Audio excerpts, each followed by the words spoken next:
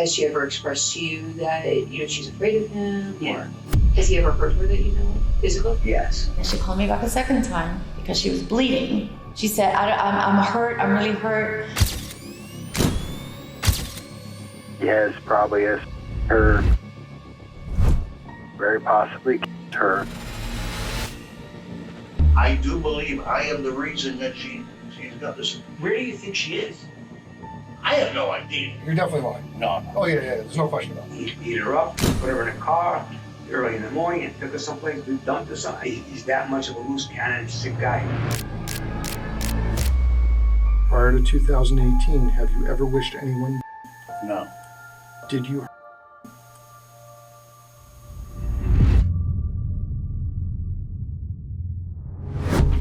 On the morning of Sunday, December 2nd, 2018, at around 11:51 a.m., officers with the Sunrise Police Department received a concerning 911 call from a woman named Joanne. She told dispatchers that her 50-year-old daughter, Janine, had been missing since Wednesday, November 28th, and that no one had been able to reach her since. At the time, it seemed like another missing persons case, but nobody knew it was about to take a much darker turn.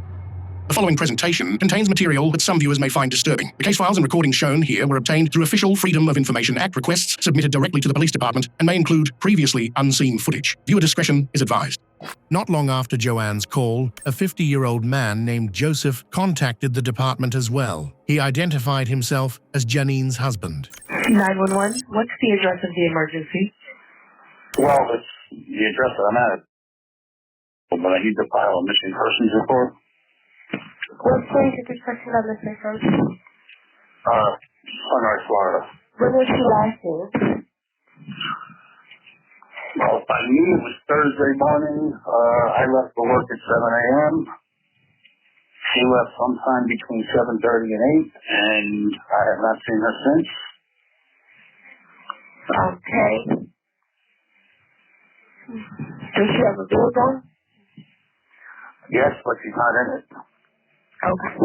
Janine and Joseph had been married for 10 years, but their story went back much further than that. Friends and family described them as high school sweethearts who had known each other for nearly 40 years. That's why investigators found it odd that Joseph had waited 3 days before reporting his wife missing. Officers went to the couple's home and searched for anything that seemed out of place, but they found nothing. The house appeared tidy, and there were no obvious signs of a struggle or violence. With very few clues to work with, investigators launched a missing persons investigation into Janine's disappearance. As they began digging deeper, they would uncover details that were far more troubling than anyone expected.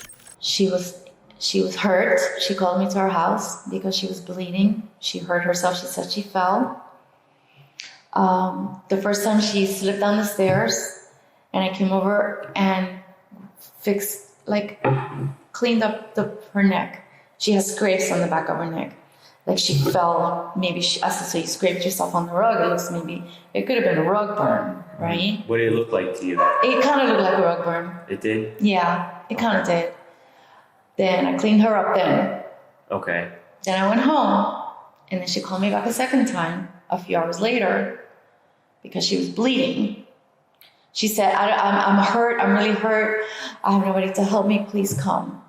She called you? Yeah, it was a voicemail, I think. Okay. It might have been a voicemail. Okay.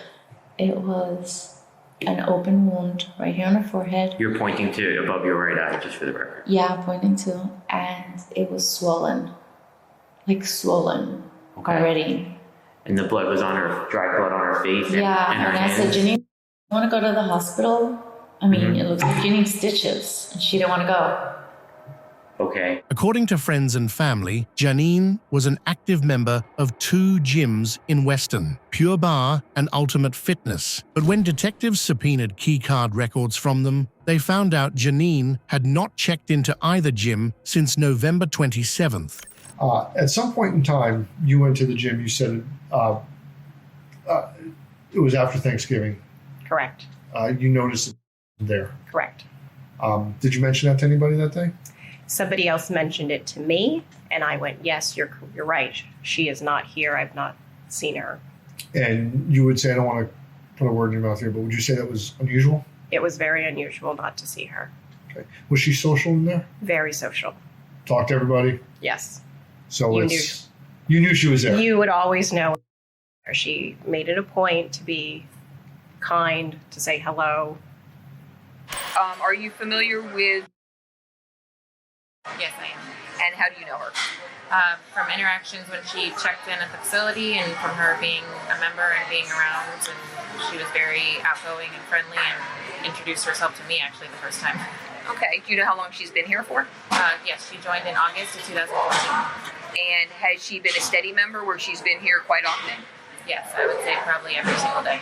Every day that there was a class that she liked to take. Very good. Do you remember the last time you saw her?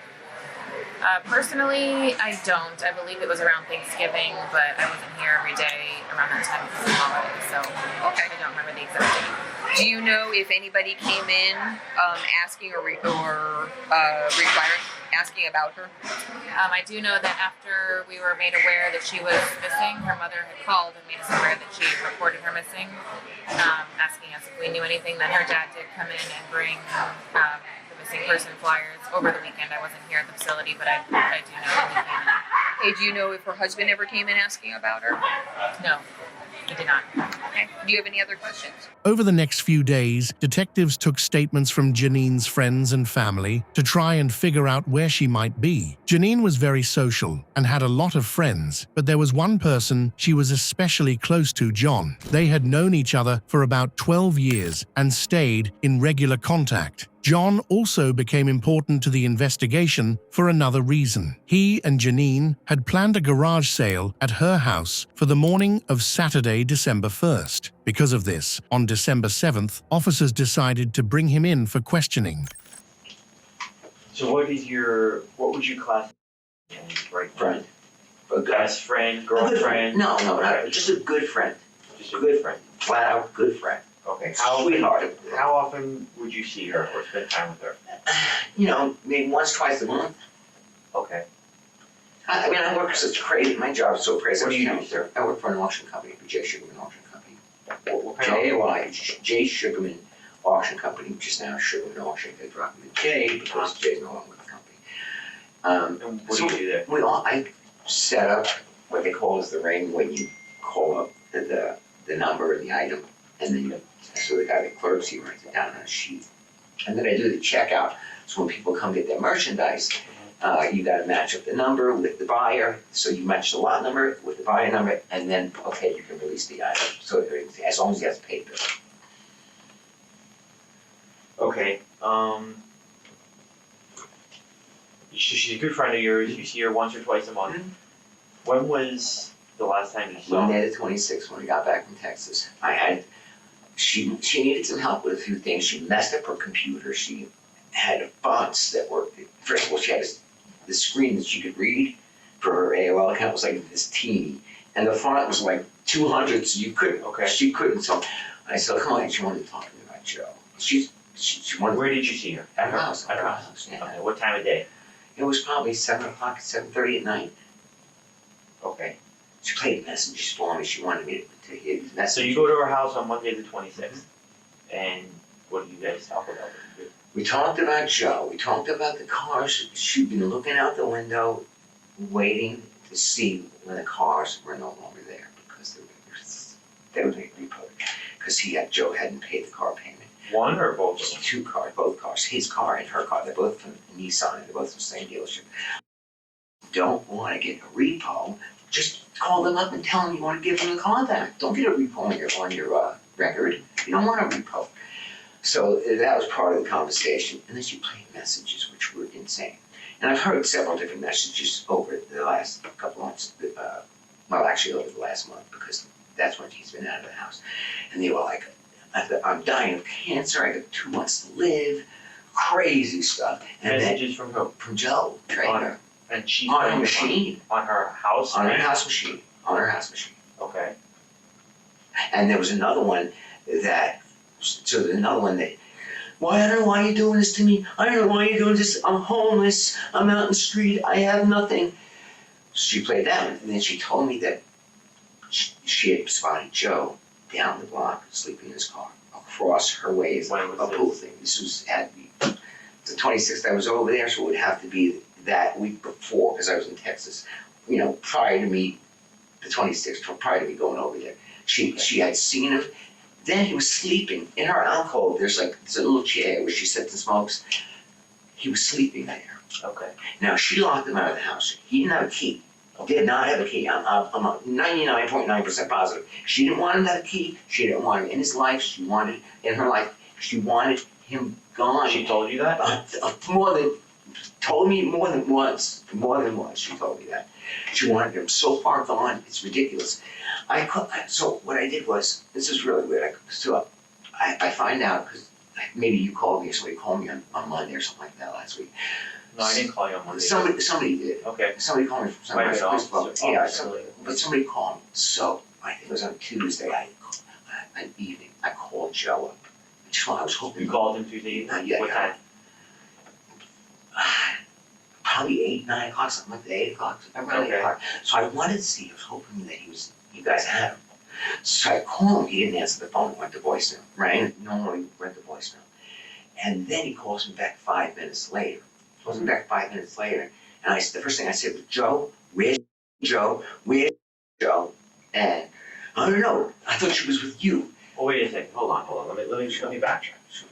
You were at our house Monday. This is second Monday, this is past Monday. Before Thanksgiving. No, Thanksgiving the 26th. I was at our house on the 26th after Thanksgiving. After Thanksgiving, okay. So you're at our house on Monday the 26th. Correct. And she's playing these messages for you. She's playing messages for me. And you know that Joe is not in the house with her. Correct. He does not have a key, sleeping outside down the block. The new message just says he's homeless, he's got cancer. And how long did you stay at the house with her? Probably about an hour. Okay. Fixed the computer, put some boxes up in the garage and stuff like that. Whatever she needed. She's 80 pounds soaking wet. She's a teeny little thing. Okay. You then leave. Yeah. Now Tuesday you called Joe. I think it was Tuesday. It was Tuesday or Wednesday, but I did call Joe in the evening. Okay. Do you have your phone? I have it to my car. If you need it, I'll get it for you. Okay. Not a problem. I'll get the specific. But it wasn't the Tuesday, it was this last Tuesday. The 27th. Yeah. It was just past Tuesday. No, I'm just talking about December. That just passed. Yeah, December. The last Tuesday. Okay. A few days ago. The day, yeah. A few days ago. Yeah. Okay. It was a few days ago. After I found out when the Sunrise Police Department called me, first thing that comes to my head is Joe. First thing. So I called him. So then he started saying, yeah, isn't she with you? What kind of car do you drive? I said, a brown. What kind of car? Cadillac, a brown Cadillac. I said Cadillac, then he said, what color? I said, brown. And I said, Joe, God forbid you did something to him. God forbid. And I hung up the phone on. That was the end of the conversation I had on the phone. And the weird thing was, when I called Joe, he didn't sound concerned. There was the tone of his voice. It wasn't like a concerned tone. Mm-hmm. And that was weird. If he comes up to me, I'll hit him over there with a baseball bat. Okay. I mean, he's threatening though. It's very threatening because this happened years ago. The last time I really had interaction with him was at the Hard Rock Hotel, and I was with my girlfriend Jean. Hard Rock Hotel. What happened? We went to the Hard Rock to a show. I went the four of you. Yes, my girlfriend Jessie. So all of a sudden, he gets grabbed in the casino. My security and a guy that said that Joe had grabbed his daughter's behind, a young girl. The whole thing gets confrontational between the security guard and Joe. And then there was more security guards. And I get in the middle. I says, no, try to call his name. He pushes me, and he's twice the size as I am, knocks me down, and ends up fighting with the security guards. I heard they locked him up. So my girlfriend tells me later that he had grabbed her up too. You know, this is just not something right. Something's not right with this dude. You know, and I just. Well, that's why we have to ask hard questions. Ask him. And we have to. I'll do whatever you guys need. You know, I have no. Because I wouldn't listen. My best friend, I'm going to protect that person with everything. You know what I'm saying? Police. Okay. That's all. That's just why we have to make sure. Would not hide them to police, especially not in this circumstance where we need to know if she's okay. Right. We really need to know if she's okay because she's a lot of people worried. Right. A lot of people are really worried about her. Not a lot, but her family and close friends and No, a lot of people are worried about her. Sure. I just know he's so bad. He's bad. Has he ever hurt her that you know of? Physically? Yes. About But not pushed her. Pushed her. Yeah. Has she ever, now I know there were reports at the house, but has she ever expressed to you that, you know, she's afraid of him? Yeah. Or, Oh yeah. now, going back to your two relationship, I know you guys met 11, 12 years ago. How, now you're friends, you've never been romantically involved with her? No, she's my buddy. She never wanted anything more? She's my friend. I get friends with her. Oh, no, I'm just asking. She's my friend. She's Right. my buddy. And she doesn't have a lot of friends. She goes to the gym, that's her big thing. She Right. goes to the gym, spends hours in the gym every day. I'm like, she's thin as a rail. She's like, why are you spending so much time? You need to put some meat on your bones. Right. I mean, she's really skinny. Real skinny. Real skinny. But a sweetheart. Despite being high school sweethearts, the nature of Joseph and Janine's relationship wasn't a secret. One of Janine's neighbors, Yvette, testified to witnessing the emotional and physical violence Janine was going through. What did she tell you about her marriage to Joseph Traeger? She was very disappointed because she found out that he had been stealing from her. She didn't trust him. She was also very, very angry with him. For what reason? Because she felt betrayed. And did she tell you why she felt betrayed? Because he was stealing from her. Okay. He stole everything from her. Okay. According to her, maxed out all her credit cards. What else? Maxed out all her credit cards. Would steal things from the house. She didn't feel that her valuables were safe, so she took them to her father's. That kind of thing. Okay. And I think the reason she felt so upset was because she seemed to really love him. Okay. She always said they were high school sweethearts. Okay, so she felt betrayed. So did she come out and tell you she felt betrayed? Yeah. Yeah? Very, very clearly. Yeah. That was before Thanksgiving, maybe around November 3rd. Okay. The day when she called the cops on him. Okay, so that was November. The first time. That was November 3rd. Yeah.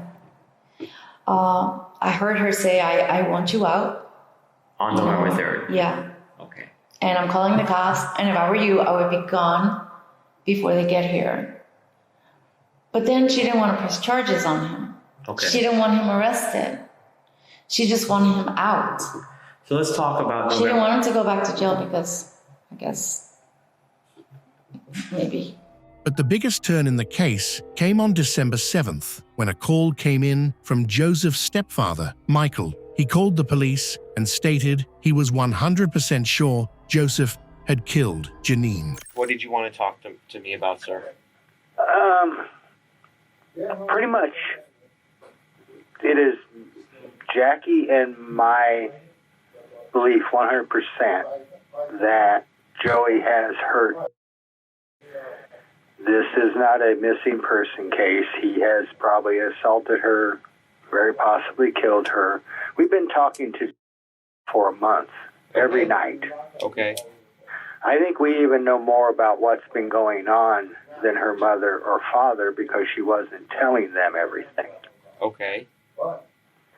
And, you know, what the timeline, the last time we talked to her was November 27th. That would have been Tuesday night at 7 p.m.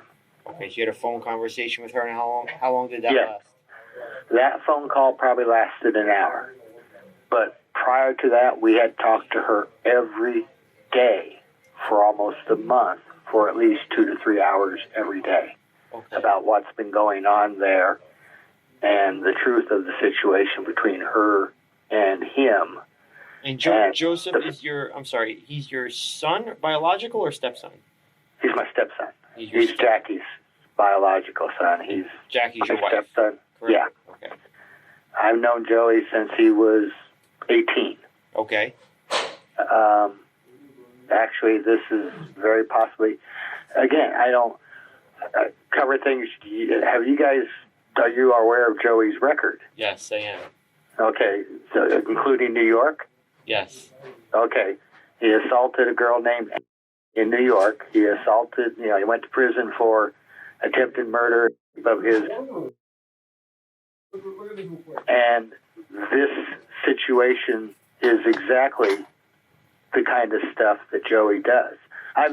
In growing up or being around Joey in the past, I had to stop him from assaulting his own mother. I had to stop him the first time we ever met. Went to jail from assaulting her. This is what Joey does. Joey has this temper that he can be fine, but all of a sudden you say the wrong thing to him and trigger him, and he just goes off. As officers dug deeper into Joseph's criminal past, they found out he had a documented history of severe domestic violence. In July 1997, in Sandoval County, New Mexico, Joseph brutally attacked his then-wife after she stated she wanted a divorce. He ambushed her wearing black gloves, attempted to strangle her with a cord, broke her foot with a wooden baseball bat, and violated her. He was convicted of attempted first-degree murder, criminal sequestration, aggravated battery with a deadly weapon, and false imprisonment. He served prison time and was subsequently registered as a convicted sex offender. Joseph's ex-wife, Martha, was also approached by investigators, and she confirmed what they had discovered about his past. How was your relationship while you're... It was, from the get-go, it was off and on. It was not good. It was a volatile relationship. I realized that about 7 years after. It was throughout. Our lasted about 6 or 7 years when I decided to leave for good. And why did you decide to leave? Well, at the very beginning of after we got married, grandmother told me that he was battling a drug addiction. And when I wanted to leave at that time, there was a lot of, guilt between my family and his family to ask me to not leave and try to help him stay. Mm-hmm. They thought I was good for his life at the time. And I stayed. But ultimately, there was a lot of drug abuse, there was a lot of gambling, there was a lot of verbal, a lot of, verbal threats, and I ultimately left because of his violence. Okay. So we left him in 1997. Okay. And that's when I actually left the state. And I was, I had trusted his mother and his stepdad at the time to help keep me and my children safe because they knew of his violent tendencies. But when I left to Illinois, I left for a couple of months. And both of, his mother, Jackie, and his stepfather, Michael, told him where I was, and they were arranging a flight for him to go out to Illinois. So I came back home in 1997. So when I came back home to New Mexico, I had told him that's when I wanted to do. I wasn't going to do the back and forth thing anymore. I didn't feel safe. My children weren't safe. There were incidences that happened between us in our that ended up in domestic violence charges against him. So at that time, I couldn't take anymore. I told him I wanted to, and it was shortly after I had told him that he attacked me. This new information blew the case wide open. On December 7th, shortly after John was interviewed, Joseph was called in for questioning. Joe, first off, thanks for coming in. Okay. I appreciate your cooperation. You understand you're here voluntarily. No one forced you in here. You can leave anytime. You've been very cooperative, and we appreciate that. You gave us permission to look inside your residence and both vehicles at the residence, and you signed consent forms, correct? Okay. Can you state your complete name for me? Joseph Edward Traeger. Your date of birth? 10/13/68. And your address and phone number. Cell phone 954-882-6102. Home number 954-888-6912. Okay. Thank you. You are married to who? And how long have you been married? Since June 21st of 2008. And how long have you known? 40 years. How old are you, sir? 50. Okay, you've known her for a very long time. Yes. Your mother-in-law, Right. she actually filed this information report regarding her daughter. Mm-hmm. And that was done on Sunday. That would have been the second report filed. Okay. Correct. You contacted the police first? 6 a.m. on Sunday morning. 6 a.m. on Sunday morning? Yeah. Okay. And did you file a report or what happened? No, the two officers came by. There was a male and a female. They basically just, I mean, in short, they looked around the house. They basically looked to see if anything looked unusual. Right. I told them what had gone, I mean, you know, that I hadn't seen her since Thursday. Their response to me was basically, she's 50 years old, women take off all the time. We are not going to actively search for her. Okay. He suggested that I call the hospitals, the morgue, you know, things like that, see if, you know. Okay. And I want to just be clear, I've been talking to you at your house for a couple hours now about everything under the sun, from sports to weather to TV shows, but I have to be frank here and I gotta ask you some matter-of-fact questions, okay? So I don't wanna make you uncomfortable, because we've been very comfortable, me and you, but I need to get to the matter at hand, okay? You last saw your wife when? Thursday morning, 7 a.m., What was she doing? getting ready to leave. For where? Have no idea.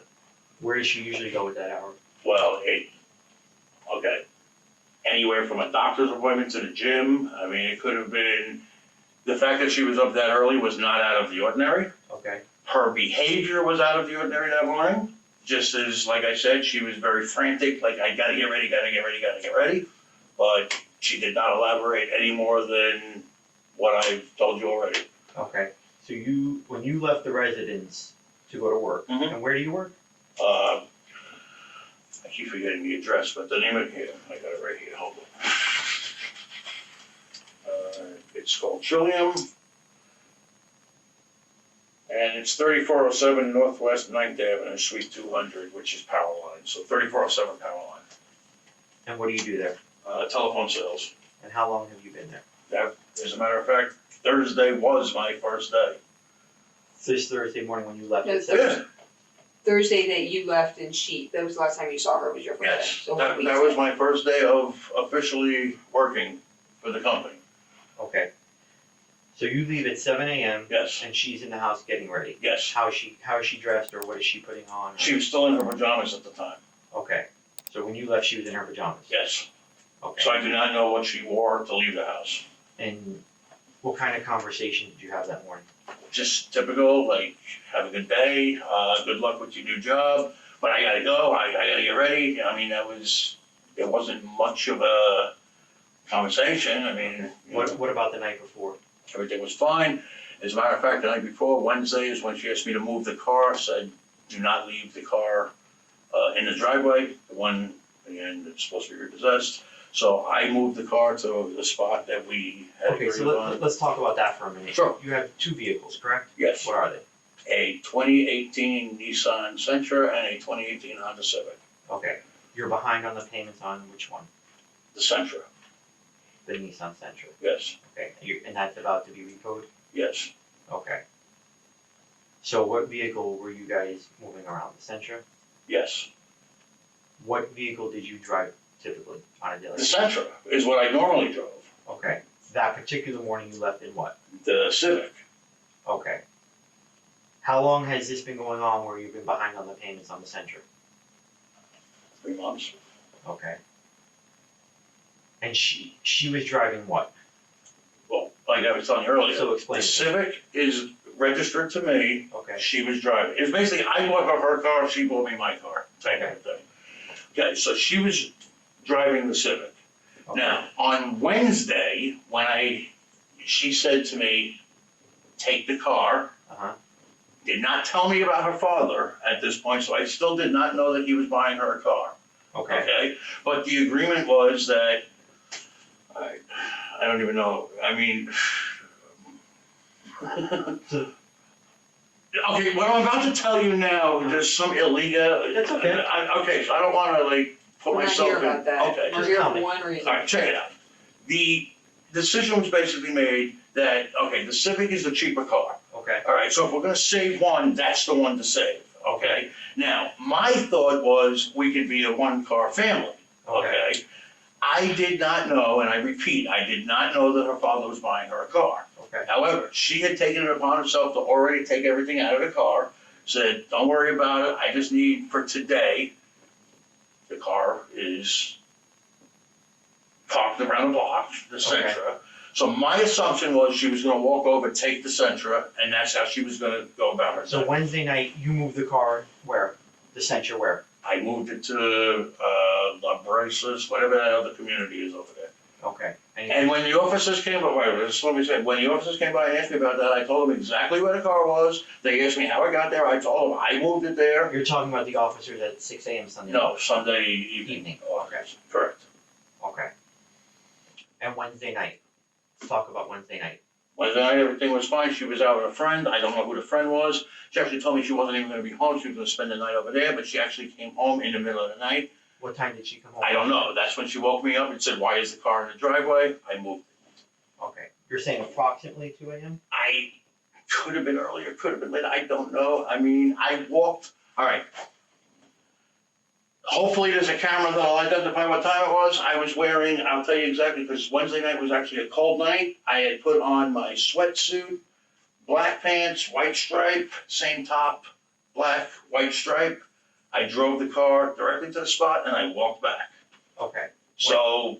Wednesday night? Yeah, it's Wednesday night. I have a request. She asked, why is the car in the driveway, so. And you weren't expecting her home that night? Earlier in the day, she told me she was gonna spend, she was drinking. Now, she came home, that was fine, you know what I mean? So.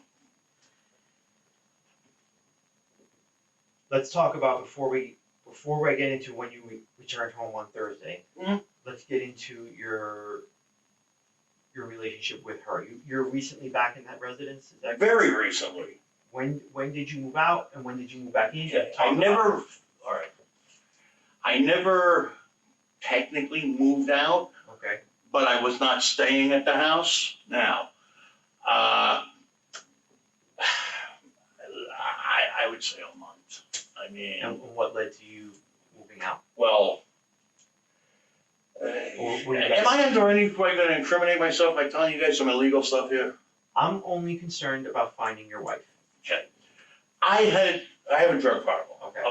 Okay, and in October, she has this conversation with you, basically telling you need to clean up or you're not staying with me. Is that correct? Well, that's close. That's very, very. Make it.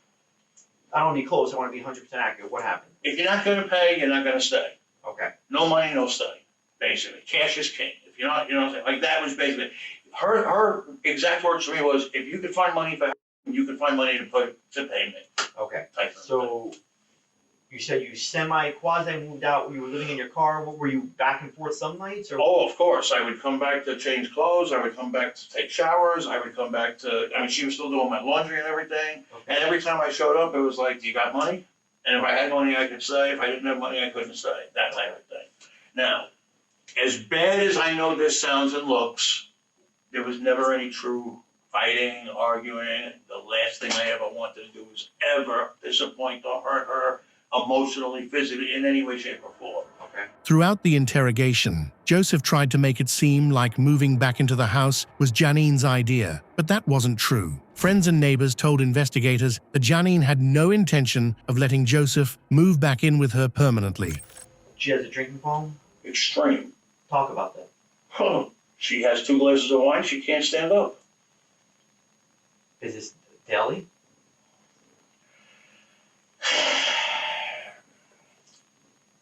It seems like it, but it's not. I mean, okay. You ever been around an alcoholic? Mm-hmm. She is somebody who believes that she is not an alcoholic. She believes she can handle the alcohol. Okay. She cannot.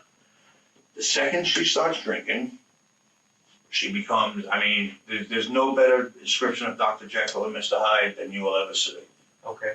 When she's drinking, she talks and says the meanest, most hurtful things. I mean, she will sit there and say, "You're nothing but a, you ruined my life for 10 years, and I can't believe this is the biggest mistake I ever made, blah, blah, blah, blah, blah." Then, of course, the next day it's all, "I'm so sorry, I don't know, okay, over, I don't know why," but it was a constant thing. So how often is she drunk? 5 days a week. I mean, she drinks a lot. I mean, she drinks often. It's not that she drinks a lot because she can't handle it. When does she usually drink? When? What time of day? Oh, at night when she comes home. Okay. If she drinks, she's going to start at 6:30, 7 o'clock. Does she work? No. Okay, so you return home on Wednesday, November 28th. Yes. What time did you get to the house? Early, 8:30, 9 o'clock. And was she home? Yeah. Did she invite you before you showed up? No. Well, I had texted her first. I told her, that's right, dude. Now, okay. Wednesday was the day that I needed to get my Social Security card to go over to the other job, the Trillium. Okay. So I had texted her, said that I needed that. When I got there, I wasn't expecting her to let me come in or come home, you know what I'm saying, like come back into the house. So you went there for what reason? To get my Social Security card. Okay. And what time? When I got there, we were sitting outside. Which was what time? 8:30 a.m. Yeah, like 8:30, go to 9, I don't know, somewhere in that area. It was early. It was anyway. Now that I remember, okay, I came to get the Social Security card. We were talking outside, smoking a cigarette. I basically told her everything that I just went through, and then when she said she didn't know about it. No, she knew nothing. Okay. She knew nothing. And then I came clean. I told her about it, and then she was like, "Joey, I want you to come home, but you can't. You've got to promise me that you're not gonna, use drugs." And that was it. What'd you tell her? You give me a chance, I promise I'll stay away from it. Okay. Thursday, Thursday you left at 7 a.m. You went to your work. It was your first day at your job. Yes. You made 2 charges on the debit card. Yes. Were you at work the entire day? Till 2 o'clock or something. So you left work around 2 p.m.? Something like that. And where did you go? Well, I know I ended up going to the casino, but... The Isle Casino? Yeah. Okay. And how long do you think you spent there? A couple hours. Okay. And then you went from the Isle Casino to where? Home. And you arrived home at 6 or 6:30? Something like that. Okay. Expecting her to be there. Now we're going to talk about that in a minute, but you put the debit card in your winnings from the casino, $500. Well, 500, not all my winnings, but 500. Yeah. On the counter? Yes. Okay. So the 2 checks aren't in play yet? No. Okay. You left her debit card. She knew you had the debit card? Yes. She gave it to you Wednesday? Yes. Okay. You told her you had no money in the account? Yeah. Good. I know that I'm just asking. Listen, this is probably not looking good, what you're saying, but yes, I did end up basically stealing $560 from her. That's fine. It is what it is. All right. I just want to make sure the sequence of events is correct. The sequence, it's okay. That we're understanding. All right. Thursday evening, when I came home from work, I put $500 for debit card where the mail goes. Okay. Okay? That there. Okay. She never came home. You said you were Thursday night. expecting her to be home, but She thought she'd be home when I got home. okay, she wasn't, obviously. No. So Thursday night, what's going on in your mind? In my mind, I'm like, well, now things have changed throughout the day because now I've been talking to her father all frickin' day. Okay, now, he said that he sat there till about 5:30 At the house. Okay. Whether or not he did, I don't know. All right. So he went to As a matter of fact, I got home between 6:15 and 6:30 because I actually expected to see him, and I talked to him because I was in traffic. Now I remember this a lot more clearly. Okay. It was bumper to bumper traffic. I probably walked in the house right at 6:15. Okay. And when you walked in at 6:15, she wasn't there? She was not there. Okay. Did you attempt to call her? Of course. Okay. At what times? When I walked in the door. Okay. I mean, I would, like, literally within a minute, 2 minutes of me walking in the door. Where are you? Okay. Okay, did you What time are you gonna be home? Did you leave her a voice message? Yeah. Okay, and how many times throughout the night did you call her? I don't know. Approximately. 3, 4, I don't know. Did you leave a voice message each time? No, when the phone was dead, I mean, I would call, go straight to voicemail. So, I mean, I left a couple messages, one message, I don't remember exactly. Okay. I was a little aggravated at that point that she wasn't home, so I'm not gonna lie to you. Why were you aggravated? She was gone, like she wasn't answering the phone, she was, you know what I'm saying? Okay. Like, what the hell are you doing? Why are you not picking up? I mean, I think I sent her 3 or 4 texts that night too, and she never responded.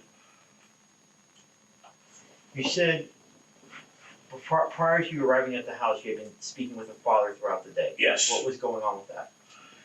Well, he is not a very nice individual, but he was basically like, tell that, said, I'm never gonna help her again, and you know. So he went to your house at what time that morning? Well, he told me 8:30. Okay, and according to him, she wasn't there. Correct. Okay, so from 7 a.m. to 8:30, she left the residence. Had to. Okay. And he tells you, well, first of all, does he call you or do you call him? Well, he called me. At what time? I think it was about 11:30. Okay. First time. And what does he tell you? He asked me if I was. I said. Did he know you were out of the house or you had? Well, everybody knew of the situation about us being, you know, kind of split up, kind of not split up. So her mother and father knew? Yeah, she'd tell everybody. Okay. So. Anybody that would listen. So he calls you at 11:30, questioning. Not questioning, just saying, Joey is. I said, well, she's either at the gym or the doctor.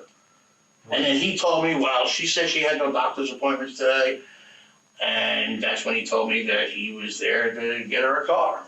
What did you say? News to me.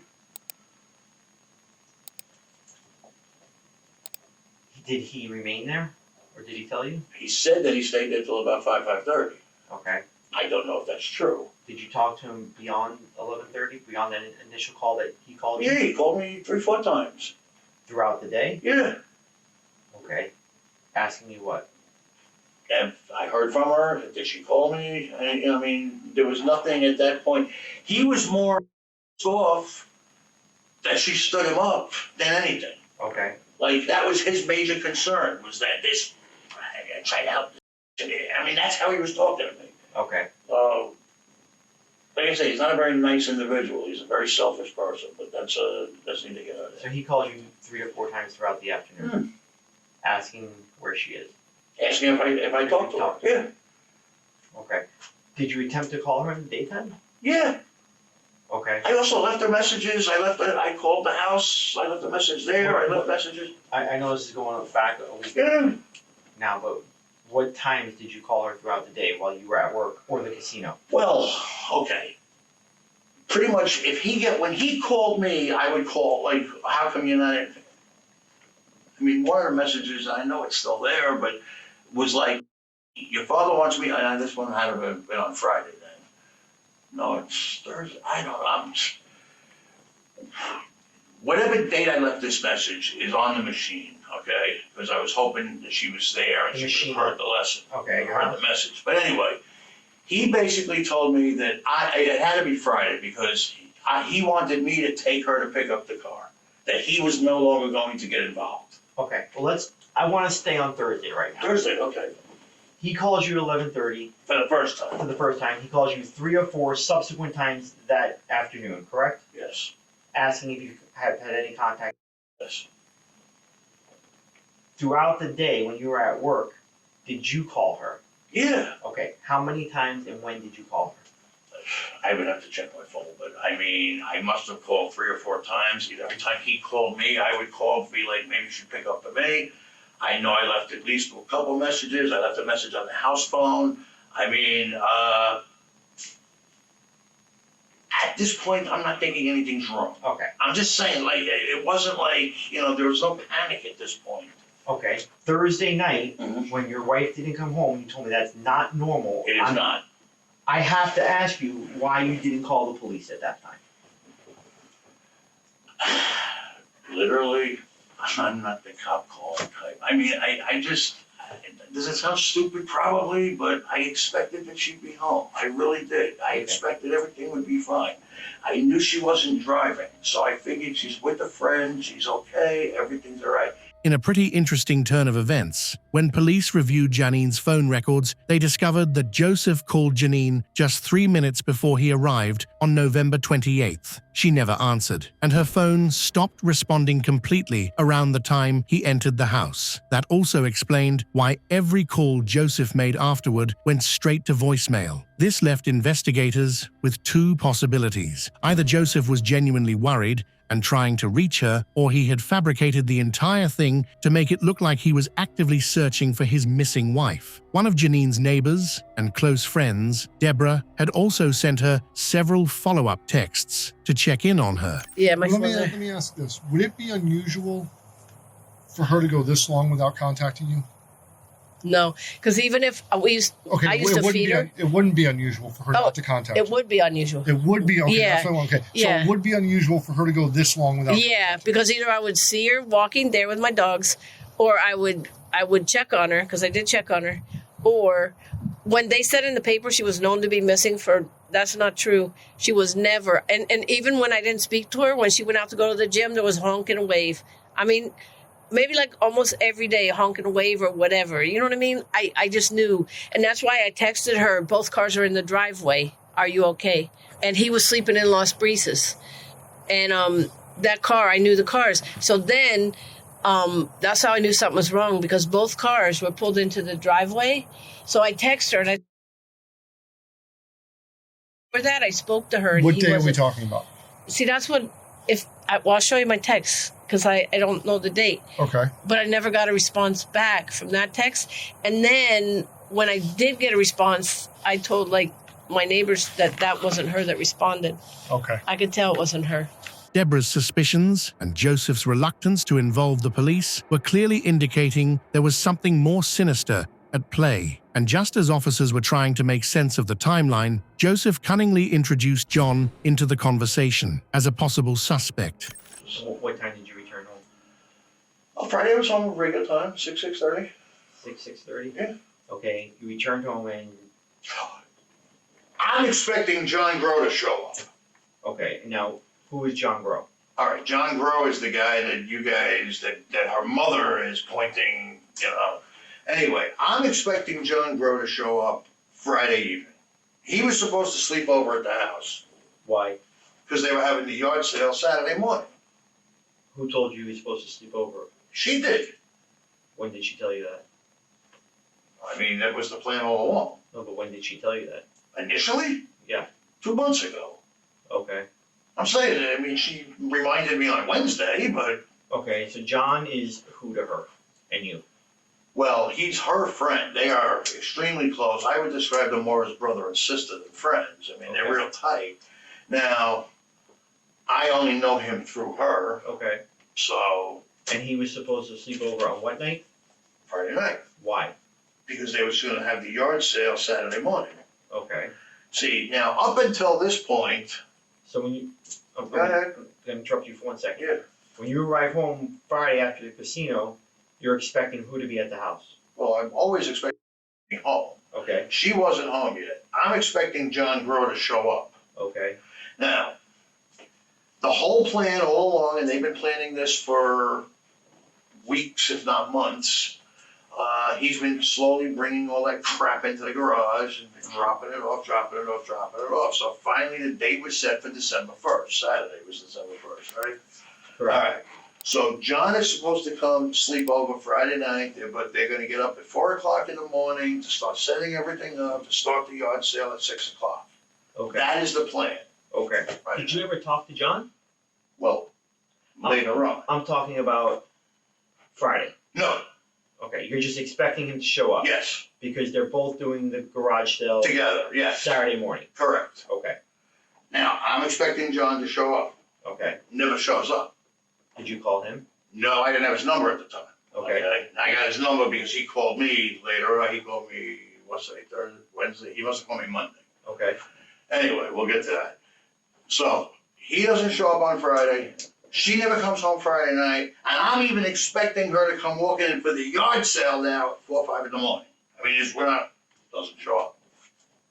Okay, this is Saturday morning. Now, at Saturday, knowing that they were having this sale, knowing that this was the plan, knowing that the ads were placed, knowing all of this, now I'm in a panic. What time is this? What time did you wake up on Saturday? I never went to sleep. I was up all night. Okay. So what time do you begin to panic? Saturday morning, I'm sitting there saying to myself, something's wrong. This ain't right. There's definitely, but once again, John never called. Okay. They must be together. That's what's going on. They gotta be. Why would he not show up? She's not here, he's not here, he never called? Doesn't make sense. Okay. They must be together. Now, I'm sitting there saying to myself, she's in good hands. John's not gonna hurt her, all right? And John might be keeping her safe and keeping her away, and, making sure that her father doesn't get in touch with her, making sure that I don't get in touch with her. He's a shoulder to cry on, all of that. Okay. Not one instance, not one thought would ever cross my mind that John would hurt her. Okay. So I'm thinking, all right, she's in good hands. Okay. They must be together. Now, everything in my head is starting to make sense. Somebody picked her up before her father got there. Who would pick her up? Man, John would drive to China to go pick her up. Okay. You know what I'm saying? He would do anything for her. So if you weren't concerned about John hurting her, why were you panicked? You just said you were panicked Saturday. The fact that she wasn't home. Yes, I'm concerned, I'm panicked. But now, like I said, now I'm starting to put everything together. Okay, so I'm thinking they must be together. I never said that John would hurt her. I don't think he would hurt her. Okay. My initial reaction, she doesn't come home. Of course I'm starting to panic. But anyway, now I'm logically trying to put all the pieces together. Okay. I'm thinking, all right, she must be with him. With John? With John. Because he never showed up. He never called. He never did anything. He never, you understand what I'm saying? Right. John never called on Sunday. I'm listening to you, sir. All right. When they don't show up Saturday morning, 4 or 5 in the morning, you said you were starting to panic. Well, I'm becoming a lot more concerned. Okay. And what did you do Saturday morning? Did you call the police? No, I waited till Sunday. Why? I don't know. I don't know. That I can't answer. I mean, I'm still holding on, saying that everything was okay, and I'm still thinking that. Did you ever call or her mother to clarify how this information was known? Well, when I spoke on Saturday, and I don't remember what time this conversation was, that's when he basically said, well, Joey, you're her husband, fill out a missing persons report. I don't want nothing to do with it, that type of thing. So Saturday, when they don't show up to do the yard sale, you do what? Did you stay home? Did you go to work? No, I went out to clear my head. So Saturday morning, you go to the Bank of America, Western Road Indian Trace, around what time? 9 a.m. Okay, and then what do you do? I went home. And then what did you do? Well, then I grabbed another check later on, and I went and said, oh, maybe I could go make some money at the casino. Okay. Like, I'm not proud of this. It's fine. It's fine. I just need to have an understanding here. After you went home at 9 a.m., you did what at home? I don't know, watch TV, laundry. I mean, I just, whatever the hell. You stayed at home. Yeah, I wasn't there long. Okay. And then you went back out? Right. To where? Well, I ended up at the casino. Okay. I mean, I went to Bank of America on University first. Okay. I mean, I hate having to say this, but yes, I stole another check, I wrote out the cash, I put it in my savings account, pulled the money out to go to the casino. Okay, and what casino did you go to? That was definitely the Hard Rock. That was the Hard Rock? Yeah. Do you know what time you arrived there? I don't know, 11:30, 12 o'clock. Okay. At this point, you still have not heard from... No, from her. Did you attempt to call her on Saturday morning? Sure I did, yes. Do you remember when or how many times? Listen, when I started, actually, it started 3 days earlier, but, you know, as many times as I called and it went straight to voicemail, a lot of times I just hung up, because Okay. my assumption was she ain't listening to the freaking messages anyway. Okay. So, What time did you leave the Hard Rock Casino?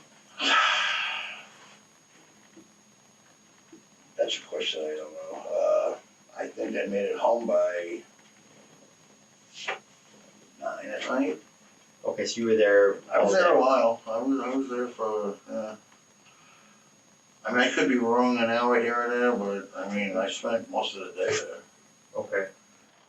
Can you just say over the last 4 days, 4 or 5 days, that on multiple occasions, something has been different in your house? Absolutely, 100%. Somebody has been in and out of that house. I do not know if it was, I do not know if it was her father, I do not know if it was her mother, but I'm willing to say that it's been somebody other than those 3 people. And when I say other, I include in that, because there is no way in the world is gonna let some dog shit on that carpet and not clean it up. There is no way. Okay. No way, no how. She is neurotic about being clean. Who else? Did mother have a dog? No. Her father? None of us have a dog. Of the 4 people, we used to have a dog, like I told you. Myself, none of us have a dog. Now, maybe we should go get that bag and have it analyzed. I don't know, I'm just teasing with that. But what I'm saying is, that dog was on the carpet. When? Well, when did you guys come over? When did I show it to you? Okay. Wednesday night.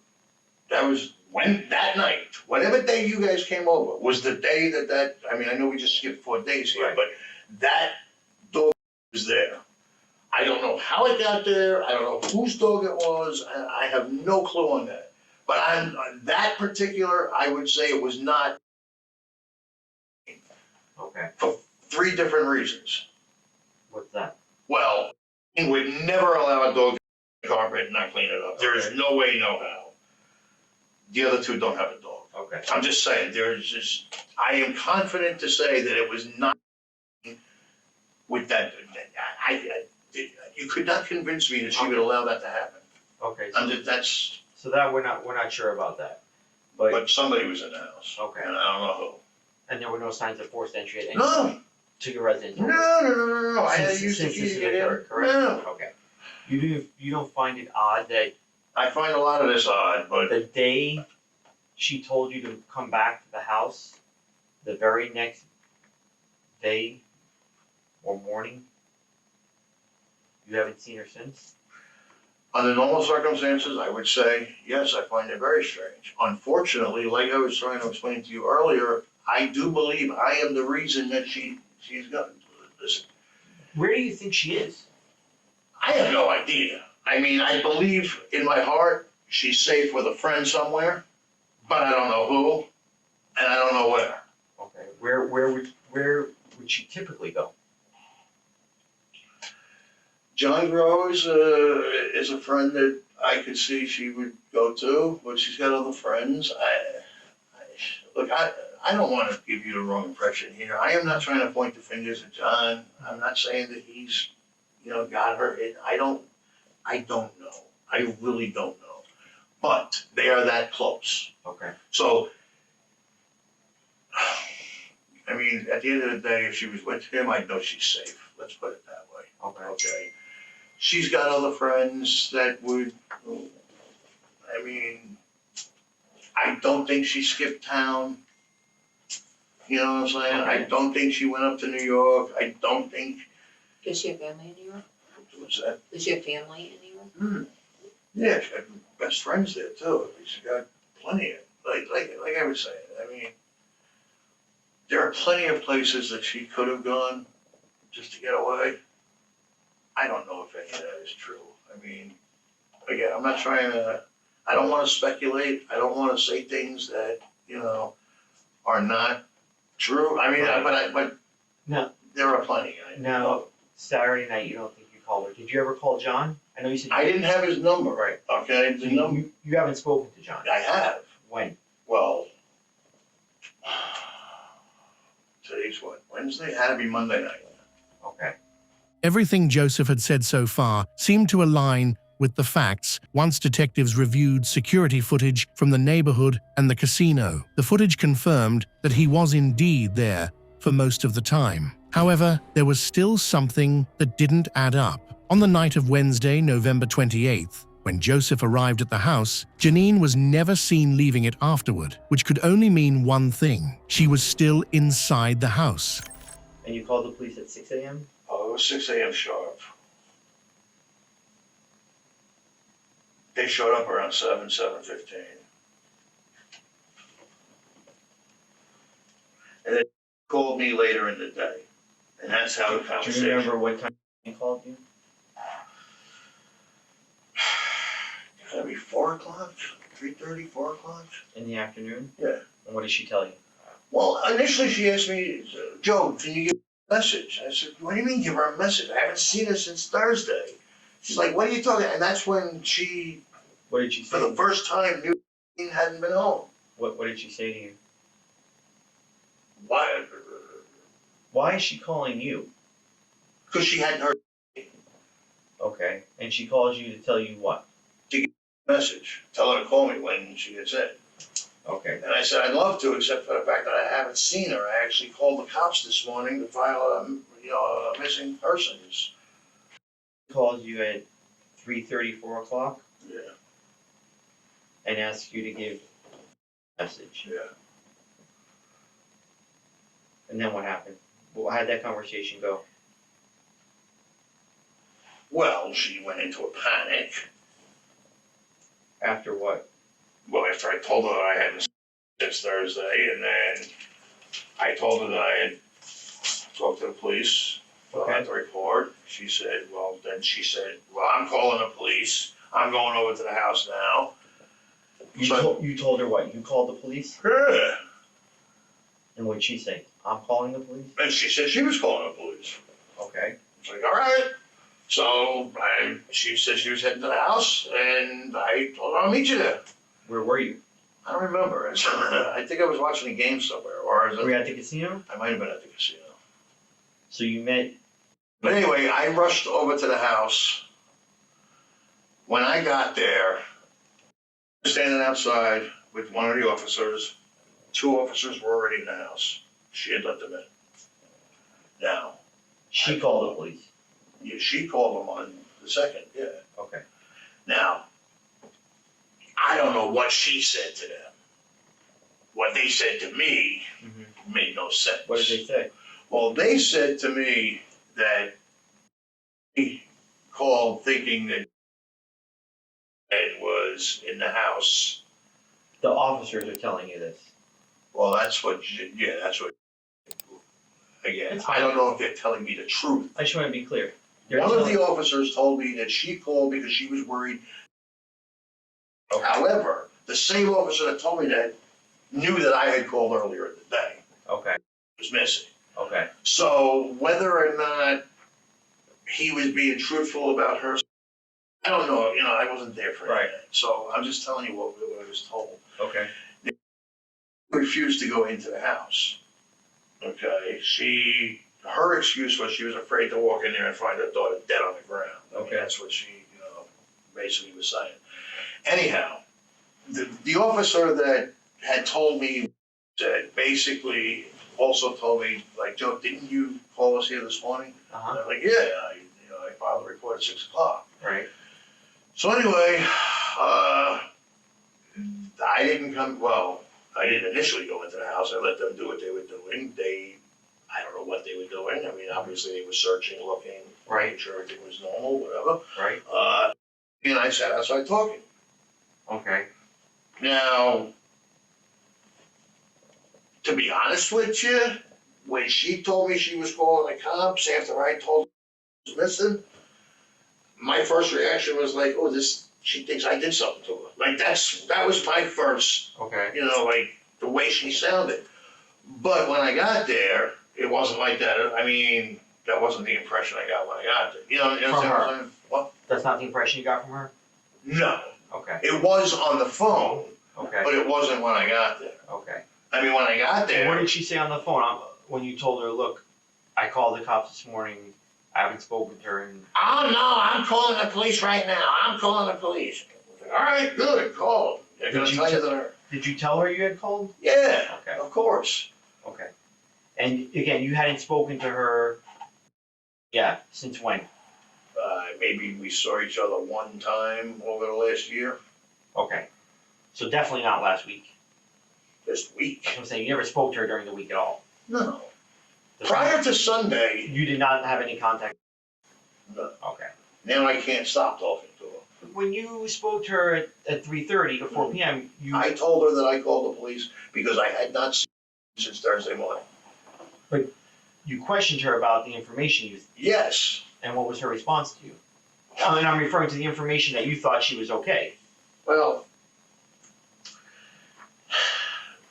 she said something, and I don't remember what the hell she said, to be honest with you, but I basically told her that I thought you knew this, and she said no. I talked to her Wednesday, and I haven't heard from her since. And I said, well, I saw her Thursday morning, haven't seen her since. Okay. But when he called, how he made it seem, I take it back. I said, made it seem like you had been in contact. You told her? Yes. And her response was? No. Okay. Now, look, I know coming from me, I mean, I can't keep up with them. So I'm just saying, like, it was a shock to me. It was more of a shock to me. Because this is, in all honesty, this is the first time I'm hearing anything being missing. Okay. Now, I understand her freaking out. I also understand when she said everything was fine because she didn't know anything was wrong. So, what's her typical day? I mean, she goes, I understand she has a lot of doctor's appointments. What else does she do? The gym. The gym? Okay. Publix, the gym, and the doctors. Okay. That's her day. Every day. How often does she go to the gym? 3 times a day. Every day?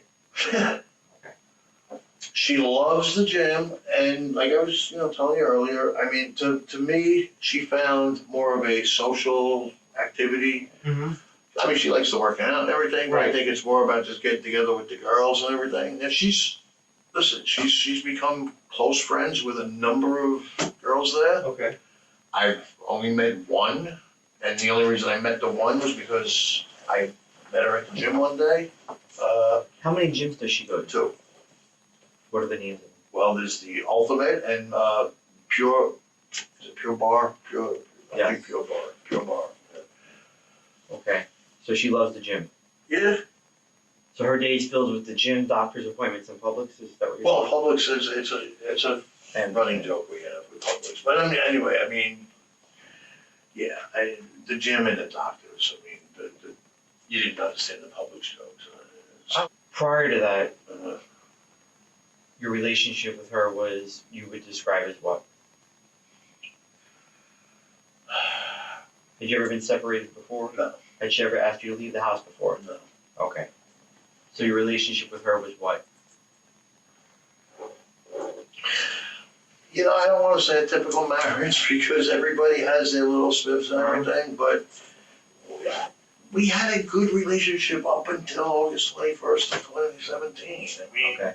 Look, that's when you admitted to the. That's when it all came crashing down. Does she use drugs? No, she drinks, and when she was doing the huffing. Okay. I mean, I hid this from her for years. So, yeah. It's not something you want to. When you told her in August, was it a surprise to her? Oh my God! I felt so bad. Yes or no? Yeah, it was a surprise. I'm just saying, I felt terrible just from her reaction. And what made you decide to tell her?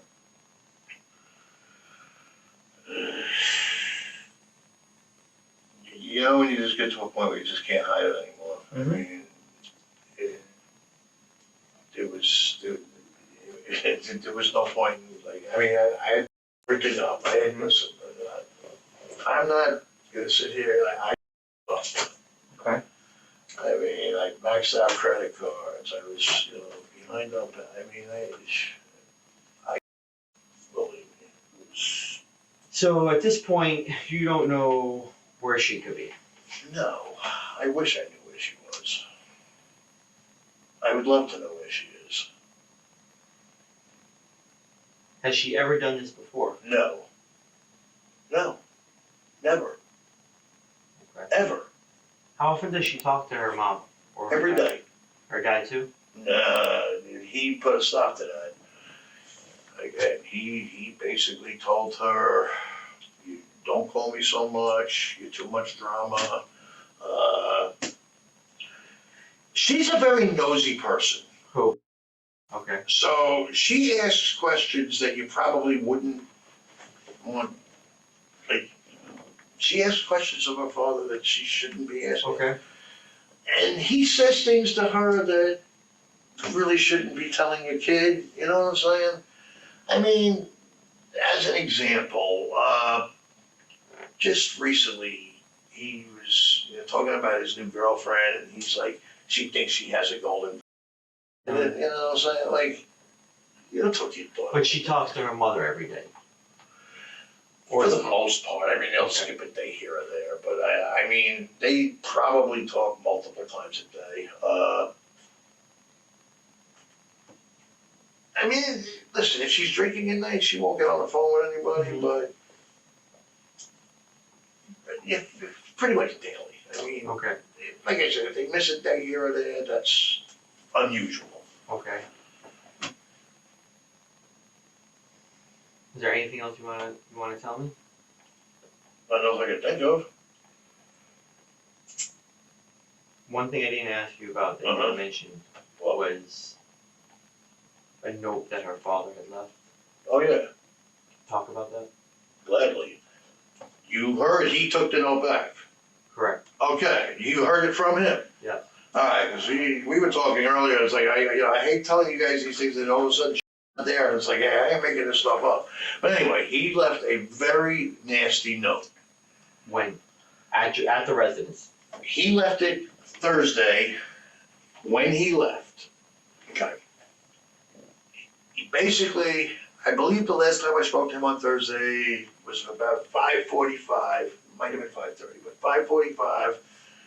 Because I remember the conversation was, I'll be home, I'm trying to get home by 6, but I'm in bumper to bumper traffic, so I might be a few minutes late. That's why I remember I got it at 6:15. Anyway, he left a note there, and he told me, make sure she sees it, make sure she gets it. And initially he told me, I want you to tell her that I'm done with her, to never call me again, I want nothing to do with her, she's When on did her this own. conversation happen between you? This conversation was literally 5:35, 5:40, 5:45 Thursday night. Okay, and he's telling you what? He left the note there? Well, he's telling me, Joey, you make sure she gets the note that I left, you make sure to tell her that I want nothing to do with her, you make sure to tell her that she's a disrespectful.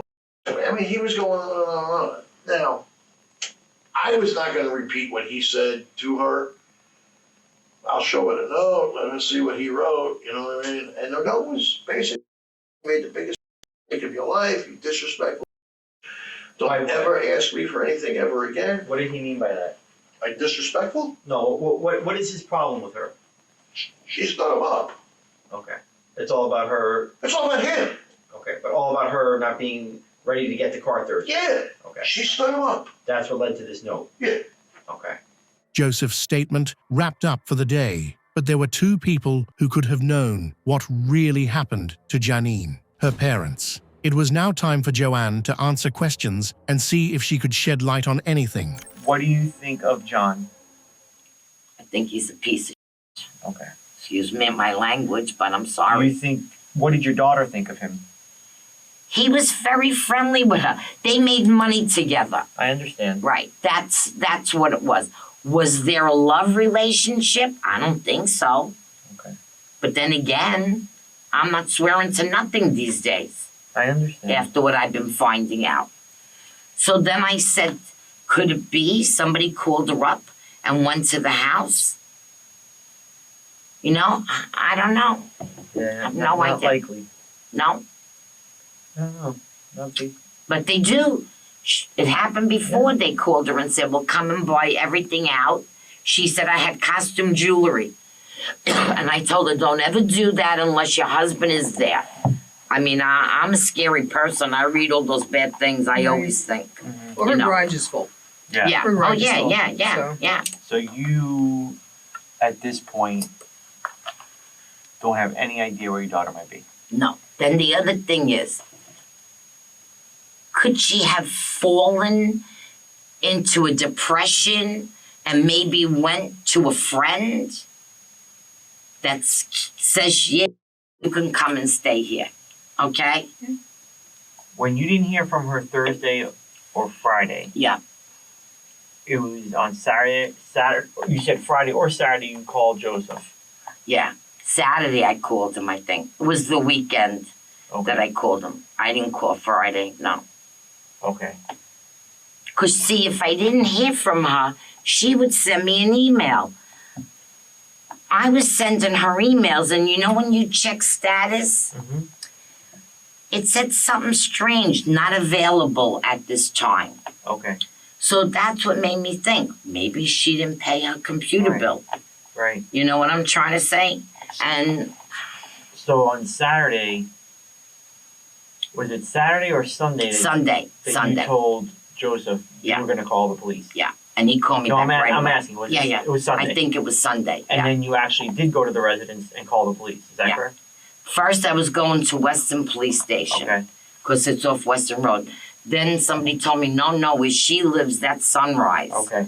So I wasn't in shape to even drive here. My body was like this. Okay. So when I called up, I told them the situation. I told them I had a baby. Please, can you send somebody to me? Okay. And then I called them and I said, get here now. The cops are coming. You called Joseph? Yeah, yeah. And he did? Yeah. Has He he been said- responsive to you when you Yeah, called him? today's the only day I haven't heard from him. So we have his cell phone. I have his phone. That's why. Oh. He can't call you back. Yeah. How come you have a cell phone? Just to do some investigating. Oh, okay, good. You know, I even had said to him, Joey, tell the detective, you're so good on the computer, pull down my history. Maybe she bought a plane ticket. Because the 3 cops that came to the house said, she's 50 years old, she could have went on vacation. I said, not without her medicine, Right. not without clothes, and she'd never leave her 2 cats. Right. You know what I'm trying to Right. say? No, I understand. Something's fishy. Okay. Something's fishy. Okay, we're going to And get to when- the bottom of it. I'm Yeah. going to let you go. Yeah. I need you to sign that document. Okay, and please, can you call the stepfather so you know That's- know that he? Well, that's what he That's told my me. next phone. Yeah, Right. that's what we're gonna do. Well, I called him last night, and I told him my daughter's missing. He said, "What?" I says, "Yeah." I said, and it brings me back to what you told me a couple of weeks ago. That Joey has a temper, and there was somebody else he hit. I said, therefore, Mike, I'm giving the detectives at Sunrise your phone number. Okay. I said, and you better get his father's number, Bruce, the retired cop. Is he also. still out in Albuquerque? Yeah. Nobody wanted him. He must have had a very bad past with them. I never saw people. I mean, I don't have any money. My daughter's missing. I took $10 out of my bag and said, here's lunch money for you Right. tomorrow. I'll buy cat food. Right. You know what I mean? I got a good heart. Right. He must have done really bad things for everybody to turn against him. Now his brother's on Facebook, Danny Traeger. Oh, really? I just sent him a request, and he just answered me. You sent the brother a request? Yeah, I know him. He came down for a visit. What did you ask him? I said, call me. Has Call he me. called you? No, I had to come here. Okay. It just happened. I had to come here. I put, please call me, and I put my phone number. Everybody goes, don't put your phone number on Facebook. Right. Who cares at this point? Right. You know what I'm trying to say? I need help. Okay. You know, so I Well, really don't We're care. going to do the very best to help you. I know Let that. me I know have you that. sign this document, 'cause I put her in the Yeah. system as missing, so I need you to Yes. sign something. Just so you say you're authorizing us to do Yes, that. yeah, so you can, you know, then there's the bank thing. A couple of years ago, she said, you know, Ma, Joey's taking money, and she had an accident case. So she had some money. How much? I don't know. I never asked her. She never said. But he was tapping the bank book. Okay. And she said, come with me to the bank. I'm going to put Precise Closes under your name as beneficiary. I said, are you sure? You're also an authorized user. I looked Yes. into the account. I am? Yeah, Yes. just so you know. On both? There's two. No, on Precise. No, just the Precise. Yeah. And what about, there's one PNC and one They're Wells not Fargo. on PNC. No. All right. Now, being afraid, a couple of years ago, I don't know, if your husband ever finds out, he could go after me. You know what I'm trying to say? He had that fresh temper like that, you know? And he was always sweating, drenched. Joseph? Sweating. So, Joey, maybe it's your thyroid, maybe. That was the pills or whatever he was taking for drugs, okay? That was it. But whatever you have to do, whatever you need my consent for to look into, you got my word. Thank you. If you would like to call my boss, for a reference from me, you're welcome to. Dr. Tannenbaum knows me. You know what I'm trying to say? I'm a very responsible, reliable person. It's concerning that you told me that she missed the November appointment. Yeah, well, I didn't find it out until yesterday. Cleveland Clinic, I called 4 times. Even Health South changed their name. Yes. It's not Health South, it's Echo something. Yes. Right. They know my daughter down there. And I said, please tell Dr. Tannenbaum, Dr. Office Manager, Mother, my daughter is missing. And I leave my phone number with everybody. Her gym called. Do you know about the gym? She went there all the time. Yes. 2 gyms? Yes. Oh, I didn't know that. I only know one. The one gym. They've been calling. And I'm sorry. Go ahead. I just thought of it. What pharmacy does she use? Do you know? What's right across the street? Whether it's The Walgreens, yeah. On Weston Road, Right. just Yeah, south yeah. of. Okay. I'm pretty sure. Yeah. Yeah, I'm pretty sure. That's another thing. Her medicine went up like $100 each. Another $200 a month that they dropped her. So I'm online looking in Canada trying to help her. We couldn't find anything. I'll send you the extra money. Just make sure you take these pills. Right. So, but the neighbors, you spoke with the neighbors? Yes. Oh, yeah. There's a cop. Yes. I spoke to He already him. spoke to Okay. him. He was very friendly with my daughter. Yes. Yeah. For Joanne, everyone was a suspect, be it John or Joseph. That, however, couldn't be said for her father, Vincent, who clearly believed the person responsible for his daughter's disappearance was none other than her husband. So you spoke to her on Monday the 26th. Do you remember what time? I'd say about 7 o'clock around that time. At night? Yeah. And what was the conversation? She's there. I have doctor's appointments Monday and Tuesday and Wednesday. Thursday I'm free to pick the car up. And evidently I spoke to a neighbor. At first I thought that she wanted a better car and I could have got her, you know, and she was a little peeved about it. And I thought she was being, you know, not you know, spoiled a little bit, yeah. And I let it slide, you know, and I went to a house, 8:30 in the morning. Nobody was there. So you went there Thursday morning at 8:30. And you made plans to meet her there? Yes. On Monday? Yes. And nobody, no cars were in the driveway. Nobody was there at all. Okay. I got the keys to her house. Did you go inside? My Okay. all right, now, God forbid, I'm thinking the worst right away, you know? All right. I went upstairs, I checked the whole house out, I see nothing. I went to Cleveland Clinic Hospital. I asked, was my daughter here, right? You check this, your daughter was here yesterday. On a Wednesday, right? She was there Wednesday. Okay. And I know she had another appointment on a Tuesday with somebody else, I don't know who that was. She sees doctors like you know, he eat a bird eggs candy, you know. Okay. I mean, that she's got a lot of major problems. And let me see what else. Where did I leave off now? So you go there Thursday morning. Yeah, all right. So 8:30. now, in myself, I got angry. I figured that she was being unappreciative about the car. Okay. Right? I write a little nasty note down. I can't believe what you did to me. I said, here I am trying to get you a car and this and that, and you don't show up. You make me go crazy looking for you. I went to the gym where she works out. They took my phone number, everything. They said she wasn't here today because she goes to the gym 3 times a day. Right. You know? And different days, basically, you know? And I guess that's basically it. You know, that I can recall. And then after Thursday, I didn't know if she was missing. Well, hold on. Thursday, you went in the house. You left her the notes. Yeah, right. And then as the days went by, I thought she still. Did you stay there? I just thought she was afraid to tell me that she didn't want the car. Okay. Did you stay at her house Thursday and wait for her? No. I walked in, walked out, right? Went looking all around. I went here, there, all over the place. Maybe where she went shopping and went to certain places. I killed time. I stayed there till 5 o'clock at night, 8:30 in the morning. I stood around. Okay. All right. Then I went back into the house and I wrote the note. And I seen a note from in the evening. Before maybe 2 or 3 o'clock. Okay. I went back into the house. I was starting to get disgusted and angry. You know. And I wrote the note like I just said. And I still hung around. I spoke to her neighbor next door.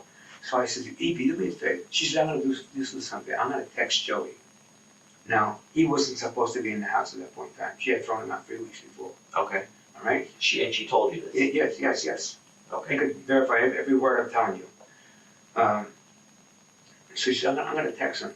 Like, she played dumb. She said, "Joey, what are you looking for? This and that." Well, she had some doctor's appointments that she had to do some running around. But that's not, she had no doctor's appointment, she told me. On Thursday? And on Thursday. Yeah, no doctor's appointments at all. Okay.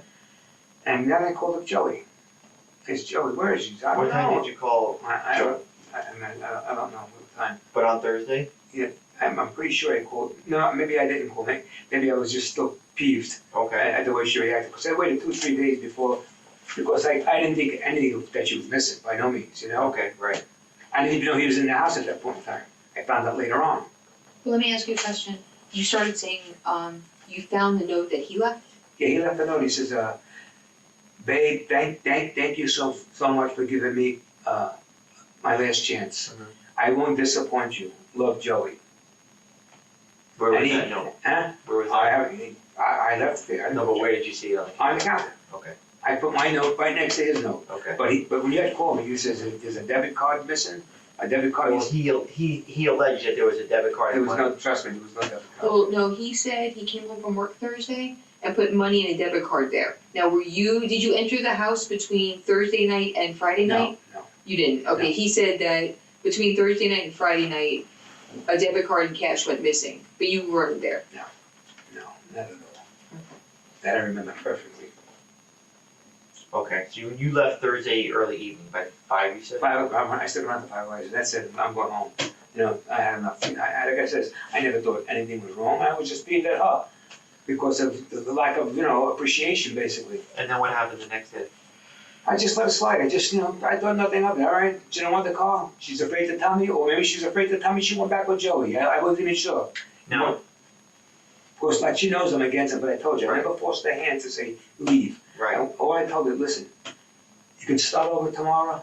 I'll help you as much as I can. Right. We'll take one step at a time. We'll get this life straightened out for you. Right. But like I said, I don't want to be the one to tell her, you should leave him. You got to make your own mind. I don't want to be told I should have listened to you and stuff like that. Right. I understand. So that's what I did. Listen, I love my daughter more than it's the truth. 1 second. Where do you think she is? I think he killed her. That's that. I honestly think he killed her. He's that much of a loose cannon, sick guy. If you read his profile, I mean, his father was, I think, the detective, and didn't speak for 10, 12 years when he went to prison. His brother doesn't talk to him.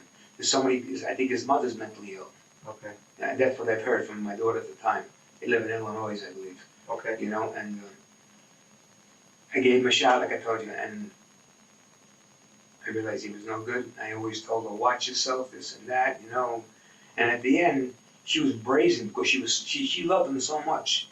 And she couldn't believe that he robbed all the credit cards, banged out all the money, and lied and continued to lie and lie. Right. And yet she still had his back to a certain extent. I couldn't understand. How could you not get that angry? Right. I don't know how much you love somebody. You do it for somebody. Of course. Right, exactly. Right. And I got to the police, call the police, get an order of protection, get something, please. She wouldn't do it. How do you think this interaction between the two of them came about if he wasn't living with her? How did we get to this point? How did we get to this point? Because he was not contributing anymore. He lost his job. Then he says he lied. He said he had a job. He lied with the best of them. Okay. I mean, and maybe she was a little gullible. She believed some of the stuff because she loved him. He told her he's got student loans for someone who was in prison. He's still paying. I'm one of these student loans then, and then he's a lot of different crazy stories. And my daughter bought them. I don't want to interfere in their marriage. I figured let them, work it out. But I thought my daughter was smarter than that. Right. And to say enough is enough, and that's it. Right. But she didn't. No matter what he did to her, she covered for him, and she would never tell me the truth about what really was going on. But you were aware that she had him leave the house in October, correct? Oh yeah, she told me he's gone for 3 weeks. I haven't picked the phone up. I don't know if I could believe her or not. Okay. I don't know. And were you under the impression at any point that she was gonna take him back into the house? Yes, I definitely, yes. I thought she'd give in, because she told me he was crying to the police. I got no place to go, this and that. I'm homeless, I got no money. So you thought I figured she would weaken and let him in. Do you think that happened? But I know she was persecuting him. Okay. I mean, she was really giving it to him big time. I can't believe you did this to me, about back and forth and this and that. I can't believe it. And stop, he's gonna explode. You can only push somebody so far. Please listen to me. She goes, no, he'll never hurt me. Okay. Do you think, so then you do think that she at some point told him to come back into the house? Either he forced his way back in the house, either, she says, let me just say one word for you, and he pushed the door in, because I know he grabbed the keys. I heard Evie, my neighbor, says she's seen him grab her keys. Of course, she had taken the mailbox key away from him. Okay. She had taken the house key away from him. Okay. Right? Was that in October? Maybe October, maybe a little before that. And I don't know exactly, but he had to wait till she got home before she let him in the house when they were still living together. When they were separated, you mean? No, before they got separated. Okay. When he had a job and went to work. Oh, he wasn't allowed to come in the house until she got home. Okay. But then in October, it was my understanding that she told him to leave the house. Yes. And I'm saying she threw him out. She's gonna call the cops on you and this, that, and that. And then from the end of October to now, do you think she took him back in, is what I'm asking? I don't know, willingly, or he forced his way in. Okay. That I don't know. But something happened between Wednesday night and Thursday morning. Either he beat her up, put her in a car early in the morning and took her someplace, dumped her something. That's my gut feeling, honestly. As the investigation continued, a large amount of evidence began to build against Joseph. In the days that followed, CSI teams carried out up to 3 separate walkthroughs of the home. But because the kitchen floor had been thoroughly cleaned and bleached, they didn't find any immediate physical evidence or signs of blood during those early searches. On December 11th, while detectives were searching the house, Joseph made a slip-up. He said, "You're not going to find her in a field or the Everglades. Check my phone. I was never there." This statement ultimately flagged him as the prime suspect. Detectives also reviewed a neighbor's security footage, which showed Joseph moving a trash bin. This would later become an important lead in understanding what could have happened to Jeanine. Eventually, with the evidence piling up, Joseph was brought back into the interrogation room on December 17th. This time, he voluntarily agreed to take a polygraph test. Well, have you ever done this before? Have you ever taken a polygraph? I have. Okay, and what was that for? Upon release when I got released, okay, As part of the offender testing? Yeah. Okay, fair enough. How many times did you do it? Once. Just once, okay. All right. Listen, with this, I don't know, it's probably been a little while. If you said you've been out for a little bit. If you're nervous, I understand. If you're anxious, I understand. Perfectly friggin' normal, okay? If you weren't, I'd be like really concerned. I'd be like, why is this guy not nervous at all? But we're nervous. When we take tests, we're nervous. I'm nervous when I take tests. I'm nervous when I sat for the exams for this. Perfectly normal. As we get through this and as we move on in the process, you'll get less and less nervous as we go. So I guess my question, because I didn't really get a chance to sit down with Mike for too long. I mean, he grabbed me a couple hours ago and said, hey, was this a possibility for me to stay tonight? And I called home and told my wife that nice dinner she was cooking for me is right out. Yeah, listen, I said, she goes, again? I go, yes, again. What do you want me to tell you? Right. This is work. This is the job, and you don't want to open the refrigerator door and see your reflection in the fridge, right? You want to be able to put food in there. I got to stay. All right. So what we're going to do today is we're going to get through this. We're going to talk about why you're here. All right. We're going to talk about every piece of that chair right there, everything that's on there. So there's nothing you look at and go, what is this? I'm going to make sure you're comfortable with all of it. We're going to go through what we call an acquaintance test, and that test is just designed to ensure that, one, this is all working properly because the instrument's got to be working properly, and two, to make sure that your body's capable of understanding what a lie looks like, and that's what that's designed for. And we're going to do it in different phases. All right, we'll get through it as quick as we possibly can. However, I will let you know that there's going to be a period of time where you're going to have to sit in that chair pretty still for a little bit. Before we do that, I'll let you go to the restroom or grab a cig or do what you need to do so that, listen, I know what your concerns are, man. I know what your concerns are, so that we make sure that you're okay to sit there for the time period that we need to sit there for, okay? I'm not looking to make you uncomfortable in any way. I want you to be as comfortable as possible because that's what's beneficial to this. Real quick, let me make sure I got a few things here. You said, I know you haven't been sleeping. How much sleep did you get last night? Hey, last night I went to bed early, but I was up and down 4 or 5 times, so maybe I got 4 hours of sleep last night. In total, but in bed you laid there for what, probably double that? Oh, at least. Okay. All right. Tuesday the 27th. Tuesday the 27th. Tuesday the 20th. What was going on that day? I was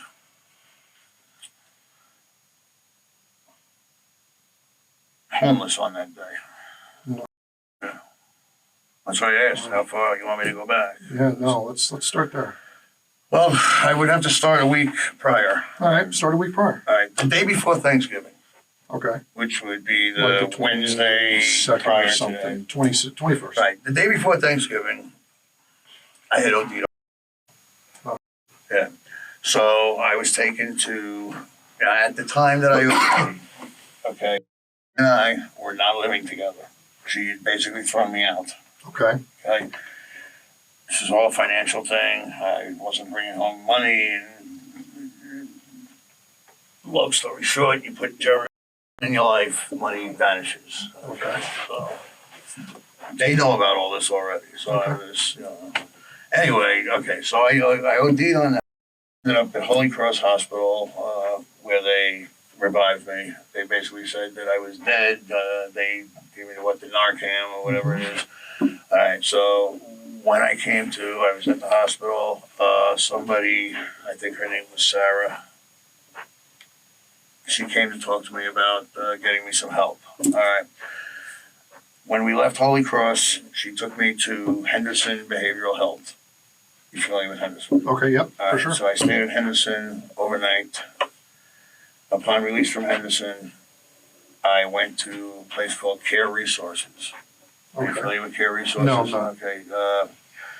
Basically, it's any kind of assistance, medical assistance, mental health, housing, that type of stuff for people who are down and out. Let's, put it like that. All right.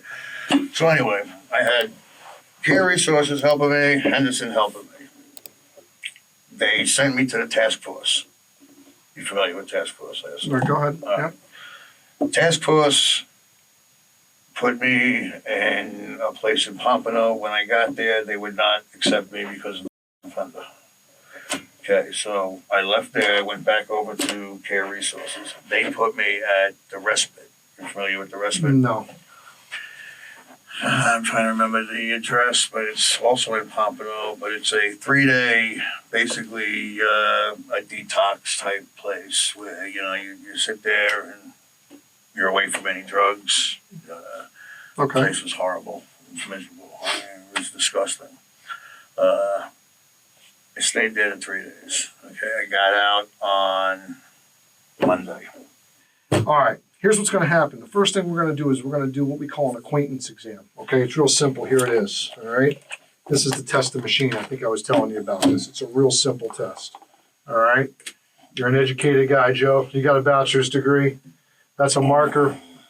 1, 2, blank, 4, 5. What number is missing? Tell me what it is, man. 3. Write it down. Real simple. And go ahead and circle that number for me. Awesome. Now, here's the way this acquaintance test works, okay? We're going to sit down in the chair at some point here in the next few minutes, and I'm going to hook all this stuff up to you, and I'm going to ask you, regarding the number that you wrote, did you write the number 1? And you're going to say, No. regarding the number, did you write the number 2? No. Did you write the number 3? Yes. Okay, here's what we're going to do differently. You're going to say no. Okay. All right, here's what this is going to do. I got to test the machine. You're going to say no to number 3. You're going to say no to number 4. You're going to say no to number 5. Saying no to number 3, your body knows you're lying. It's going to allow me to determine that your body knows the difference between the truth and a lie.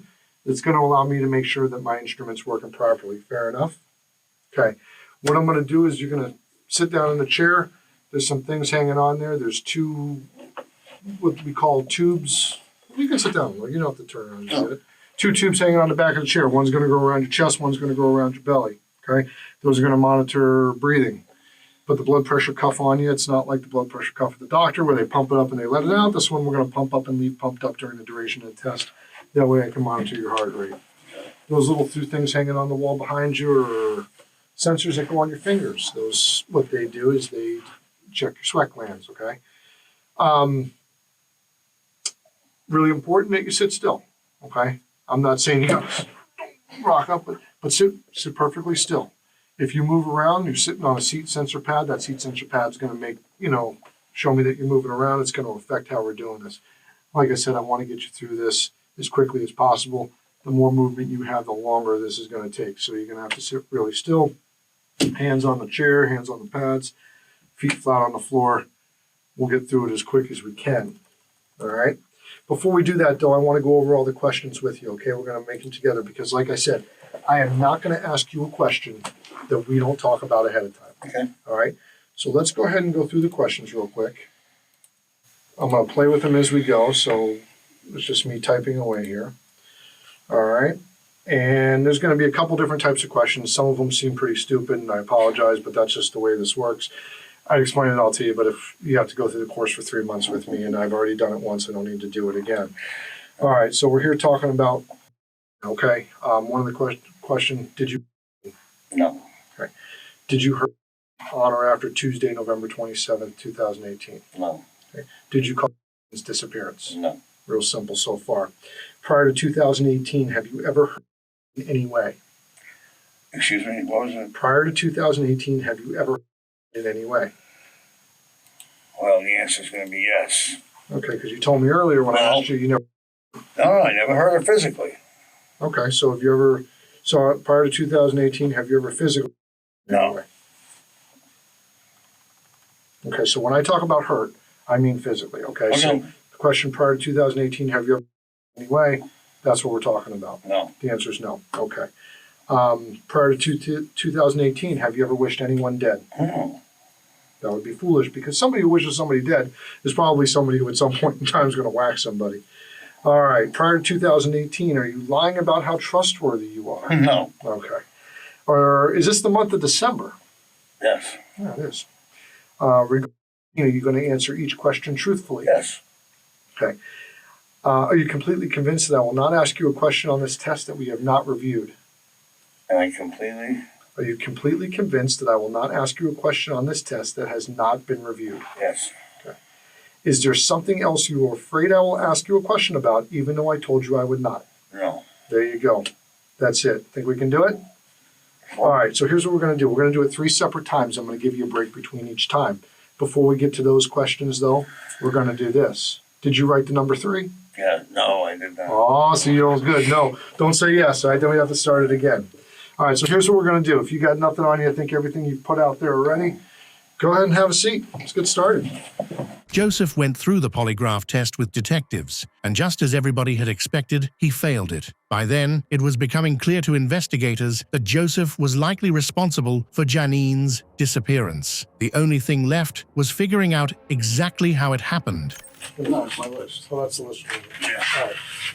All right. So here's the deal. All right. I walked in and I took a look at the machine. Okay. My glasses. Oh. All right. We'll get those. Yeah. We'll get those. All right. They're sitting on the other side of the monitor. I didn't see them. All right. So here's the deal, Joe. I'm not going to beat around the bush with you. You and I both know the results of the polygraph weren't good. No, I don't know that. Okay. They weren't good. Okay. What do you mean they weren't good? Okay. So you didn't pass the poly. We're going to talk about why. Okay. Okay. We're going to talk about why. See, you got to understand a few things. Okay.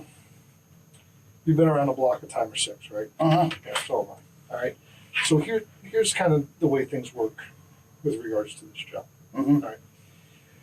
We do investigations. Mhm. That's what we're doing. We're all detectives. We do investigations. You probably have a pretty good idea how investigations go. All right. I'm gonna kind of fill you in. Okay. Mhm. There's a lot of things that are done during an investigation. All right. We talk to people. We review video cameras. We put out tip lines. Mhm. We do forensics. We take pictures. We run the gamut. You've Mhm. seen some of it. You were there for some of it. We're familiar. You canvass the neighborhood, talk to neighbors. Everybody's got video cameras nowadays. In fact, some cameras, they're so cool, Joe, you don't even see them. They have lenses like the size of pen tips. Mhm. I mean, you can put them anywhere. And people have them all over the place. So, and we do investigations. Investigations as a whole are really, really good. I'll tell you why. Because an investigation tells you who, what, when, where, and how. Mm-hmm. You would agree with that? I guess. Facts are facts, right? What does an investigation not tell you? Well, what did I leave out there? Why? Why, right? Because why things happen, most of the time does not come out at that point, Mm-hmm. right? Why people make mistakes in this world happens for a lot of different reasons, right? Sometimes it's financial pressure. Sometimes it has to do with peer pressure. Sometimes it has to do with making an impulse decision. Sometimes it has to do with thinking you're doing the right thing when it turns out you're not doing the right thing. See, it's really important that you understand certain things. Mhm. And Joe, listen, I've gotten to know you a little bit. I mean, we had dinner together. We broke bread together. Right. You know how many people I have dinner with, Joe? I have no idea. Not many. You want to know why? Why? Because I traditionally don't go to dinner with people. Okay. You want to know? I know. Well, you and I went to dinner tonight. We broke bread. That creates a special bond that you and I will always have because we shared a table. It's like the Last Supper, There's a bond there. Right? So, and I've gotten to know you a little bit. You don't seem like a bad guy. I'll tell you what I've learned about you. Mm-hmm. I've learned based on our discussions regarding strip clubs, Mm-hmm. regarding how we live our lives on a day-to-day basis, that you and I fundamentally have a different approach to things. We do. I see a strip club as a fantastic time. It's in my face, dollars being thrown everywhere. Can't beat it, man. But you said something interesting to me. You said, I can't go there because of my past and that it's put me in. And no, I forget how you put the term, but it was something like, no unknown is going to get me in trouble again. What I say? No strange. No strange is going to get me in trouble again, right? So you and I fundamentally live different lives. Mhm. So when we approach a situation, i.e., we'll just call it situation A. Mhm. You and I just look at it totally different. Mm-hmm. That's our past experiences, right? Our experiences are what mold us. So where I would take a situation where, let's say if I came home and I found my wife in trouble, Mm-hmm. passed out unconscious, God forbid dead. The way I handle that situation and the way you would handle that situation are two totally different situations. I look at it as holy. This is a major problem, and I got to get everybody's help and blah blah blah. I bet you look at that situation differently. No. Obviously, I'm going to get her help if somebody. All right, but bear with me here. Sure. You got to admit that your past, Mhm. right, wrong, or different, you believe would reflect on you when the time, if and when that happened. That the people who came in would judge you based on your past. Oh yeah. As to why she's laying on the ground. Sure. She is. So in those times, that changes the way you make a judgment, right? Well, Your past, no. your past changes. No, but- your past affects the way you make decisions nowadays, right? I would think for the better. You would hope so, right? Well, for the better. Yeah, because we learn from the mistakes we make, right? Whether mistakes were made or not. My problem is this, Joe. Mm-hmm. The poly's not passed, Mm-hmm. okay? And I've gotten to know you a little bit, and I don't think you've done anything that we can't fix. There's nothing to fix. I didn't do anything. Here's the problem. Uh-huh. Well, here's the problem. Uh-huh. That's not the way we see it right now, and that's where the why comes in. Okay. All right, that's where the why comes in. Mm. All right, I have medical problems. Mm-hmm. All right, when we look at things the way they're going right now, everything tells us that we have a problem. Okay, that maybe she's not missing. Sure. That then maybe you know where she's at. I have no idea, and I did nothing. The way things are going for you, it's not looking the way you want it to look. And we can fix that. Because you haven't been honest with us. Sure I have. You haven't, and the polygraph shows it. Well, what exactly did the polygraph? You failed. I failed on what questions? You failed on the relevant questions. Which were? Did you hurt? Did you? No. Did you cause her disappearance? No. Those are the questions. You failed on those. There's no question about it. This is a fact. See, this is where we go back to the investigation. Okay. We go back to the facts, right? Mm-hmm. The facts are you failed on those questions. Okay. Now that's a fact you have to get past. See, I think you failed on the questions because, put you in a tough spot. She put you in a situation that you felt like you had one of two options, and option one wasn't great, and option two wasn't great. You get up the next morning. I know she's not there at this point. Mm-hmm. All right. I know, what you're telling me when you get up Thursday morning that you get ready for work and she's at McDonald's. We know that's not true. Of course it's true. Not true, Joe. Where is she? Well, that's what we need you to tell us. I have no idea. No, you do. I don't. Hang on, you do. We can argue the point all day long. But when you look at something, I look at an apple, I know it's an apple, and you tell me it's a orange. Joe, I know that's not the case. So I don't think you hurt her. I think she hurt herself. She had a mental problem. But it looks bad on you, and I think you know that. So that's I why knew this looked bad on me from the beginning. But that's why we need to fix it. But there's no thing for me to fix because I didn't do anything. Joe, this might be fixed. Gosh, I didn't. Joe, you're not a bad guy. You're a good guy. I get it. And I don't think you made the best decision here. But I don't think it was malicious. Josh, I didn't do anything with her. Joe, that's not the way this is going to play out. Because you and I both know that that's not the case. I know it's the case. So if you don't, hang on, Joe. Listen, Joe. Slow down for a second. Slow your roll here. I'm slow. And let's back up. Okay. We're going to have some tough decisions to make. All right. And they're going to be based on facts. What we need to do with those facts is we need to put them in a different way. All right. That's where you're going to come. That's where you're going to come. All right. What happened at the house when you first got there on Wednesday the 20th? What happened when you pulled up at 8:09? She didn't respond to you the night before. No. Okay. So what'd she say to you when you got to the door? I told you, we talked. I told her what I went through. She felt terrible. She said, I want you to come home. Okay. Where'd you guys talk at? Right outside. On the patio. Did you ever go in the house? At some point we went in. Okay. How long did you stand on the patio? I don't remember. I don't know. I don't know. I really don't. I don't know. Could have been 10 minutes, 20 minutes. I don't know. Okay, so what happens when you go in the house? We talked. We knew what happens in the house. She was fine. And she stayed fine.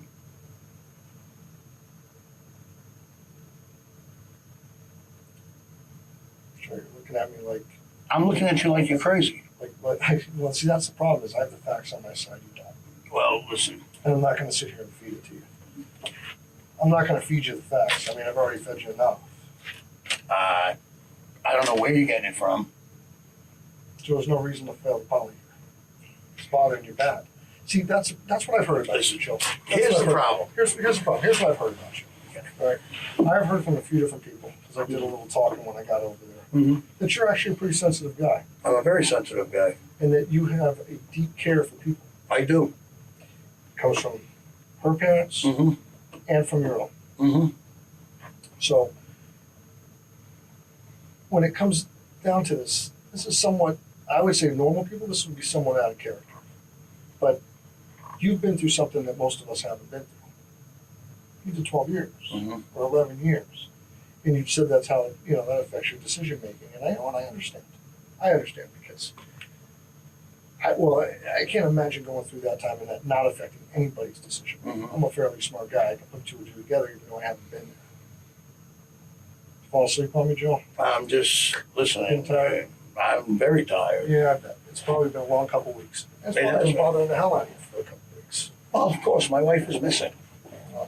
Let's just step back up. She's probably not missing at this point, Joe. You know where she's at. I have no idea where she is. Dead at this point. She better not be. All right. We just want to get her back. Now, I want to get her back. But that's on you. It's not on me because I don't know where she is. Yeah, you do. No, I don't. Yeah, I don't. The facts show. show that you do. Joe, we consider talking about this all night long, but at some point we're going to get to the same conclusion. And you're going to get there too. The question is whether or not we're going to believe the story. There's no story for me to tell. There's absolutely a story for you to tell. There's no story for me to tell. The detective used everything he had to get Joseph to admit what happened, but he kept holding his ground. He knew how to cover his tracks and avoid giving them what they needed. You would think he had learned something from what happened with his ex-wife, but in his version of events, she was the one at fault. You know, You're calling me a liar. oh yeah, you're definitely lying. No. Oh yeah, there's no question about it. Listen, I'm past that bridge with you, Joe. Okay. I'm past that bridge with you. You're definitely lying. I'm not lying. It's a question of why. I'm not lying. Tell me what happened. Tell me what happened with your ex-wife. Oh, with my ex-wife. Yeah, tell me what happened. Look, it's a published story. There's no. What do you want to know? Tell me what happened. Why? Because I want to know. Why?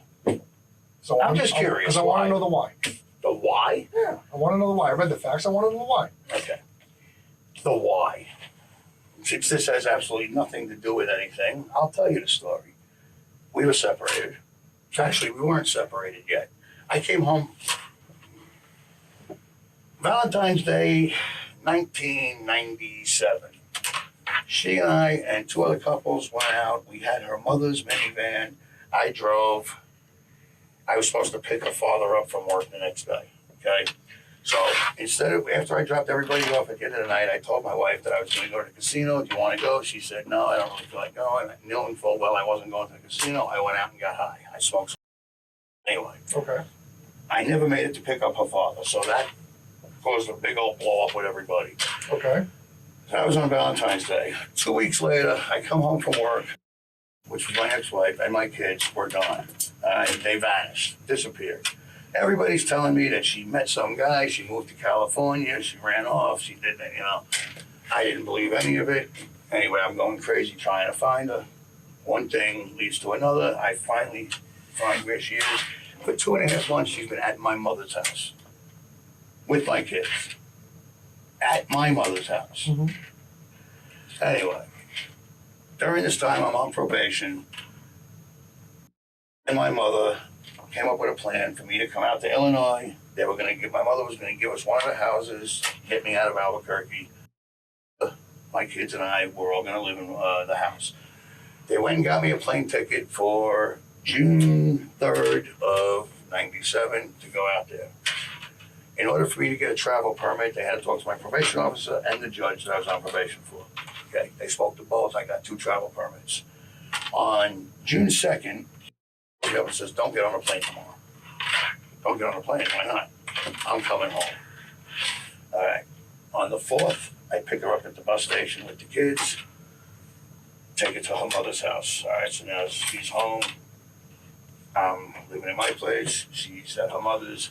We're trying to build our life back together, slowly but surely. On July 6, 1997, she was supposed to come over, actually, I don't know, 10:30, 11 o'clock in the morning. She's crying. I'm like, what's the matter? She's like, I need clothes. I got to find a job. I said, well, I'll tell you what, bring the kids. I'll take you guys shopping. We'll go see a movie. We'll go have a good time. We'll go do lunch, whatever. So she's like, all right. Well, she was supposed to show up at 2:30. Didn't get there until about 4:30. When she showed up, she was by herself. She didn't have any kids with her. She was at the gas station. She dropped a propane tank on a tow. Anyway, long story short, she and I were together. We were alone. We started fooling around. Tell her, come on, let's go outside, smoke a cigarette. Go outside. Come back in, smoke another cigarette. And I'm taking this slow because I don't want to push, you know what I'm saying? I'm trying to get my family back here. Anyway, after like the 3rd cigarette, we ended up in a bedroom and we ended up having, okay? And I kept asking her, are you sure you're okay with this? Are you, I didn't want to push, you know what I'm saying? Because I'm trying to get my family back together. She's like, no, it's good, I want you. Anyway, not 30 seconds after we ended up having, she says to me, well, let's go shopping. And I overreacted. What'd you do? Well, I was like, what do you mean, let's go shopping? What do you think, I'm going to be a cash machine for you? I mean, you're just going to, when you want something, like I said, I overreacted. She's like, well, no, I'm out of here. And I was like, you ain't going nowhere. So I stopped her from leaving. I mean, I grabbed her, I threw her on the ground, I threatened her with a baseball bat. I mean, I did what I did, but I never tried to kill her. But that's what I was convicted of. They convicted you of what? Criminal penetration, attempted first-degree murder, aggravated battery with a deadly weapon, and false imprisonment. Okay, so the attempted murder was from the bat? No. What was attempted murder from? Well, they said that I tried to choke her, but With what? a drawstring from a pair of sweats, which I did not. I mean, I grabbed her by the axe for her on the ground. I never tried to kill her. Were you wearing a pair of sweats? No. Did you have a pair of sweats and missing a drawstring after that job? No. Okay, so you went to trial? Yeah, well, I had a public pretender, and you know, I never even got a chance to testify. There was nobody to testify on it. I mean, What were her out. injuries? A minimally displaced fracture of the fifth metatarsal on her left foot, which turned out to be a fracture of the pinky toe. We had the medical report, yet she sat there and told the jury that I hit her with a baseball bat and shattered her foot in 5 places, which was... Okay, but you had the bat. I threatened her with the bat. I never said I didn't. Did you hit her with the bat? No. Okay, but that's what the jury believed. Okay, go Well, ahead. they only heard her side. They only heard the one side. All right, so we got the bat involved. Mm-hmm. Where's the drawstring come in? That's, people make up, I get it, but that's kind of weird to just make up, though. Listen, where the drawstring, they said drawstring, they brought a shoelace in. So I don't know. Anyway, the point is, I did not try and kill her, and I did not. Now, did I hit her? Yeah, I did not. I mean, I never denied that. But, like I said, I had a public pretender who told me also, like, the medical stuff will come out when the doctor testifies. There was no doctor that testified, so the jury never got to hear the real injuries. You know what I'm saying? Like that. It was ridiculous. So, anyway, it is what it is. Now, you had told me earlier when we were talking in the polygraph thing that you had,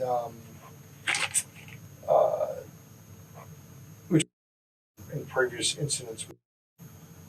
Previous incidents? I said, did you ever, prior to this year, did you ever? No. Okay. Not physically. Not physically. Right. All right. Yeah, we were out at the house. When we were out at the house, sometime in like beginning of November, right? She have some medical issue going on. I don't know. Contusion on the head, maybe. That wasn't because of me. Well, what happened there? Ask Evie. I'm asking you. I don't. What happened? I wasn't there. She got drugged. She fell down and cracked her head open in the front of the house. Is that the story she told the police? I have no idea what she told the police. Were you home? No. You weren't home when the cops got there? No. Okay. Not for that incident. All right. So it would be surprising to you that she told us that you did that?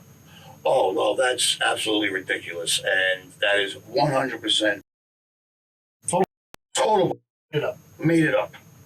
She fell. You could go ask Evie Guzman, whatever. She was there when it happened. I believe Evie was there when the cops came. Anybody take pictures of it? Of who? I wasn't there. I don't know. The cops ever call you? No. Nobody ever calls you? Not on that. I was the only, you said physically hurt her. You emotionally hurt her? Well, unfortunately, because of my behavior, yeah. I mean, she's, accused me of emotionally draining her and, Now, she threw you out because of the drugs. Mm-hmm. How long have you had a drug problem? How long what? How long have you had a drug problem? How long have you been doing that? Well, if you asked her, she'd tell you my whole life, but, listen, I've had issues with drugs since I'm a teenager, so. Been going on a long time. Yeah. Think drugs negatively affect your behavior? Always. Black out? No. Never black out? No. How does it affect your behavior? Well, you do things. Tell me Joe not on drug, not high, and tell me Joe high. What do I got? Joe high, Joe not high? Yeah. Tell me Joe not high. Joe not high. I mean, I'm still the same person, but when you're doing drugs, you spend your money on drugs. You forget about responsibilities. Yeah, but your behavior is probably different when you're high and when you're not high. No. Why are we talking about that? Is it really relevant to any of this? I don't know what's relevant at this point. Well, obviously, you don't believe a word I'm saying. Well, no, I think you've made plenty of factual statements here and true statements. I just think you made some. No, I didn't. And those are tough to believe. Well, So I'm trying to get to know you a little bit. Whatever that polygraph is saying, all right, I disagree with. Now, I know I don't have a leg to stand on for disagreeing with. No, probably not. Okay. But for whatever reason, then it's saying that I was untruthful. Was I truthful on everything else? You were, the point of the polygraph is to determine your truthfulness based on the situation that we're talking about. Okay, but you asked 7, 8, 9 questions there. I asked 9 questions. Okay. And the ones that really matter are the ones that you weren't truthful on. But what did the other questions show? Which other questions are you talking about? The ones that is this the month of December? Yeah, you don't show a reaction there. It's true. Okay, what about the other questions? It doesn't work that way. Those other questions aren't meaningful in this situation. What's meaningful is what's happening. What's meaningful is what's happening. There were how many questions asked? There were 3 questions specifically asked. And you're saying that I was lying on all 3 of those questions? Yeah, you failed. You failed the test. You failed the test. There's no question about it. You can't argue it. It's scientifically based. You failed the test. Okay. All right. Now, I knew you were going to fail the test before you walked in the door. How was that? Because you told me you were going to fail it with the way you presented certain things to me. All right. Here's the deal. I don't understand that one. You failed the test. Okay. You fail. People don't fail polygraphs when they don't do something. Now, you're hiding something. Now, the question is what you're hiding. I'm not hiding anything. Joe, I'm not saying you strangled her. I didn't. I'm saying you did. Mm-hmm. What I'm saying is that you probably made a bad decision with what happened afterwards because you were probably a little high. Now, no. Joe, things have been rough, dude. Things have been rough. You've told me yourself things have been rough. Mm-hmm. Right? Living in your car.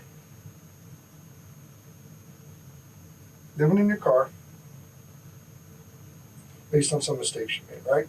Mm-hmm. Way.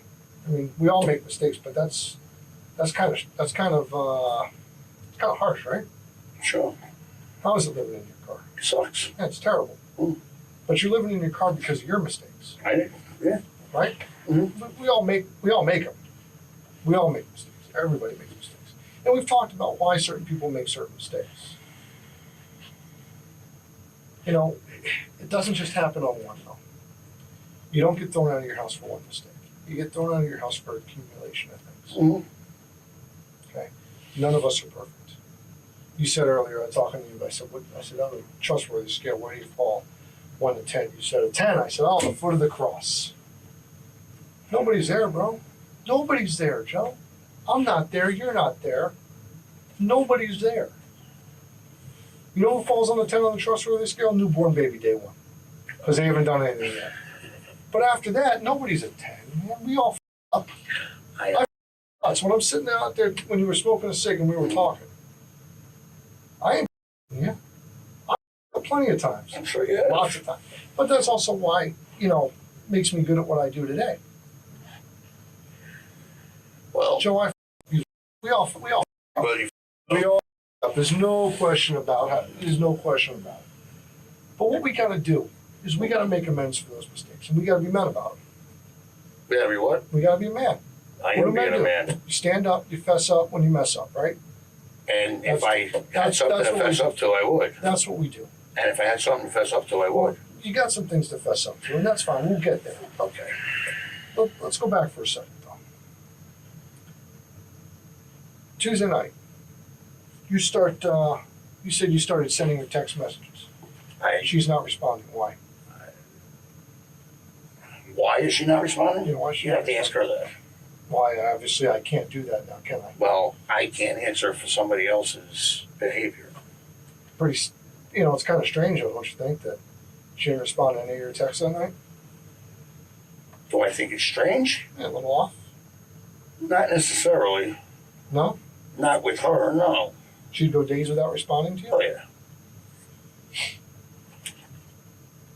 Yet you still show up the next morning. How do you know she's going to be there? Well, I took a chance. What do you mean, how do I know she was going to be there? How did you know she was going to be there? You said she's always up and at the gym at that point. Yeah, I even said in the text, what time you leaving? But she didn't respond. No, she didn't respond that morning. But you find her at the house. You upset she's not responding to you? No. No, you're okay with it? Because I know if I send my wife a text and she doesn't respond, once is fine, twice is fine, but now I'm starting to get a little after time number 3, no? I don't get Not at all. No. Don't have a temper. I got a temper. I don't. I got a temper in the last situation. You got the baseball. Well, I understand that. I've learned my lessons. Yeah, well, you know, we're all kind of creatures of habit, though, no? No, that's not true. No, you don't think that, you know, personality is kind of ingrained in us? Or No. People change. Yeah, tough, though. What's that? Tough. Listen, People learn. People learn. People learn. change. People accept. You get better. You manage it. But what's a saying? A leopard can't hide his spots. Right. That's right. We can try and change, but we can't. There's a certain acceptance that comes with, and when you accept reality, and you know you have no control over it, you don't let it bother you. The detective asked all the right questions, but then for the first time, Joseph asked something the detective didn't have an answer for. Yeah, Josh, it's quite apparent you're wanting me to say something that I can't say. I didn't do anything. I just want the truth. I'm telling you the truth. I just want the truth. Well, I'm Whatever telling you the the truth. truth is. I'm telling you the truth. We all know we're in a situation here that it seems really, really out there. A woman who's so stable. I mean, she's stable. I mean, when I say stable, you said it yourself. Less than 1% in the last 2 years that she missed the gym. Mm-hmm. Stable. Mm-hmm. That doesn't just stop. I never said it did. You know, it just stopped. She hasn't been in the gym in 3 weeks. Mm-hmm. Since November 29th, 28th, right? Hadn't been in the gym. Don't think she was there that day. She one day, 27th she was there. That's a Tuesday. Mm-hmm. She's not there the Wednesday. Mm-hmm. She doesn't go. She doesn't go. All the people who said that she was there the day before, nope. She said she'd be back tomorrow. She's normally back. Mm-hmm. She's like clockwork. She's not there. She doesn't show up at the gym. That's supposed to be an hour after you're at the house. Mm-hmm. It's an hour, Joe. All right, so put yourself in my spot now. What's it look like? Looks like something happened at the house. That's where we're at. Something happened at the house Wednesday morning when you got there at 8:09. Nothing happened at the house. Something obviously happened because not only did she not go to the gym, but she missed her doctor's appointments. She hasn't called her mother or father. She hasn't spoken to her friend. You haven't talked to her. Let's start looking at this, you know, realistically. I've been. 8 o'clock. 8 o'clock Wednesday morning. Uh-huh. Her world stops. Her world stops. Wednesday morning. Her world stops. World stops. Right then and there, at that moment in time, at 8 a.m., the world stops. Everything that she's done up to that point, everything that she does on a regular basis stops. Mm-hmm. You can't be this. You can't be this naive to understand that we know she didn't leave the house. Okay. That she does not leave the house after 8 o'clock on the Wednesday morning. She doesn't. And where we is know. she? That's, well, see, again, we're back to the $1 million question, Joe. You said We're back she to the $1 didn't leave million the house. question. She didn't leave the house. Oh, not on her own. She didn't walk out. She Okay. didn't walk out, Joe. I didn't take her. Okay. Well, she went somewhere, and you're the last person there. Everything stops when you leave. Everything stops. Joe. That's not true. Joe, everything stops. No, it is true. It's factual. We've proven that beyond a reasonable doubt. You've proven beyond a reasonable doubt. Forget reasonable doubt. Reasonable doubt. We're beyond that. We're into like what we call proof evident here. Mm-hmm. We have proof. It is absolutely sustainable proof. Proof evident that she does not leave the house after you arrive at 8 o'clock that morning. She doesn't leave. So either she's hiding in the rafters in the attic, or somebody removed her from the house, Joe, and no one else has been there. We know she doesn't leave the house after she returns on Tuesday night. Right. We know that's the last time she walks in. She does not come out on her own. There's proof evident. There's no way anybody with a reason, who's got a reasonable head on their shoulders, is going to believe anything different, and you're not going to be able to change that. Now, here's what you can change. Here's what you can change. Because 12 people are going to look at it and go, well, he ain't saying. killed her. But you and I both know that that's not what happened. You're right. You and I both know that her death was not your fault. I don't know that she's dead. She's dead. Well, then show me a body. Joe, she didn't go out. She didn't leave the house. Here's what I got to prove. I got to prove that she went in on Tuesday night, which I did. I have the proof that she went in the house on Tuesday night. I also have the proof that she never left. She never left the house. Then where is she? That's for you to answer, Joe. That's for you to answer. You do know. Look at me. Stop. You don't. You know, and that's fine. You know, Joe. Joe, you want to be that guy. You want to be that guy. Joseph confidently asked detectives to show him the body because he knew there was nothing to find anyway. The detectives would never be able to trace where Janine had gone. But when the pressure kept on building, he eventually broke. That night, in the interrogation room, Joseph admitted he had lied in his earlier statement. He told detectives he went to Janine's house on November 28th and went upstairs to take a shower. When he came back down, he found her lying on the kitchen floor in a pool of blood. He thought she might have had a seizure resulting in death, but he panicked and didn't call the police because of his past attempted murder charge. He believed no one would take him seriously. He then explained that he put her body into trash bags, placed those into a trash bin, and rolled it out to the curb for pickup. He said once the trash was collected, he knew the body would never be found. Surveillance footage from a neighbor later showed him taking the bin out, and records confirmed it was picked up on November 28th. Police then brought in cadaver dogs to search the regional landfill. One of the K9 units alerted to the scent of human remains in the exact area where the November 28th trash had been dumped, but the remains were heavily burned and damaged. David, the general manager at a facility of Broward County landfill, testified on January 6, 2019, explaining what happens to home waste once they reach the landfill. We met a couple weeks ago on December 18th, 2018, regarding a homicide investigation. Do you remember that first meeting? Yes. In that meeting, you kind of took me through the process of what happens when a truck full of garbage arrives at your facility. Yes. Would you just give me a Cliff Notes version, a walkthrough of how this works? A trash collection vehicle will run its route, then basically commute to this location. It will cross our scale way into the facility, and at that point it'll be directed to our tipping floor where it'll dump the contents of its route. From there, that material is basically resides on the tipping floor for a short time until the tipping floor operator ultimately pushes it into the refuse storage pit, which is a 30,000 ton refuse 30,000 capacity ton pit.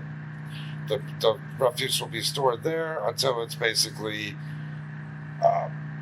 fed into one of 3 750 ton per day refuse fired units and processed basically from an MSW. The heating value is extracted through combustion. The combustion products will heat, commercial steam boilers. The steam is used for generation of electricity. The ash produced from that combustion process is basically routed to a ash collection and transfer system, which has some sorting capability with ferrous metals recovery, but ultimately the ash is commingled, bottom ash and fly ash together, and then delivered to the South Broward monofill. Which is where we're sitting at now. Correct. And in that ash is just in kind of in layman's terms, is not pure ash at this point in time. There are still pieces of whatever was dumped on the tipping floor that day in that ash. Yep, there can be due to the combustion, due to moisture contents, due to shielding effects that can take place inside the unit from, other materials protecting other materials from being oxidized, basically from the combustion. So basically, if something's covering it up, it may not be completely turned to ash. It could have, remains. There could be remnants of the material that are recognizable. Yes. Okay. What is the temperature at which the the boilers burn? We estimate that we run between 2,000 and 2,500 degrees at the combustion surface. Okay. On December 20th, Joseph reached out again and asked to speak with detectives. After meeting at the station, he hesitated and asked for more time before fully explaining everything. That's when one of the detectives invited Joseph out to dinner. Later, at the restaurant, Joseph admitted that part about disposing of the body was true, but the earlier version of finding her already dead wasn't. After he came back from showering, they got into an argument when he tried to move back in. He said Janine tried to call 911 when he refused to leave. That's when he snapped. He grabbed the phone, pushed her to the kitchen floor, and covered her mouth so she couldn't scream. Then he said he grabbed a knife from the counter and stabbed her once in the back of the head. He said it went in easily and that she died almost immediately. Panicking, Joseph immediately cleaned up the kitchen and placed the knife in the dishwasher. He then got rid of it by ditching it in a dumpster behind a restaurant. His confession was recorded in a hidden camera worn by one of the detectives. Joseph was charged with second-degree murder, tampering with physical evidence, and giving false information to law enforcement officers. Because Janine's body was never recovered, believed to have been incinerated along with the household trash, the judge ruled ahead of trial that there was enough evidence of her death by criminal means to allow prosecutors to play Joseph's recorded confessions to the jury. The first trial, however, ended abruptly. On November 29th, 2023, Judge Colra declared a mistrial after prosecutors failed to redact a portion of the recorded interrogation in which Detective Haggard told Joseph, "Then you failed a polygraph." The jury clearly heard the line, and because polygraph results aren't admissible in Florida courts, the defense moved for a mistrial. Colra granted it, but ruled that the error wasn't intentional, which meant prosecutors could retry the case without violating Joseph's right against double jeopardy. The retrial began in early March 2024. This time, the proceedings went smoothly. After less than an hour of deliberation, the jury found Joseph guilty of second-degree murder. On May 2nd, 2024, Joseph was sentenced to life in prison. This concludes the report from our investigation division at Twinscope Cops. All individuals involved remain presumed innocent until proven guilty in a court of law. Thank you for supporting verified and responsible case analysis. Your engagement helps us continue this work, and we invite you to share your thoughts respectfully in the comments.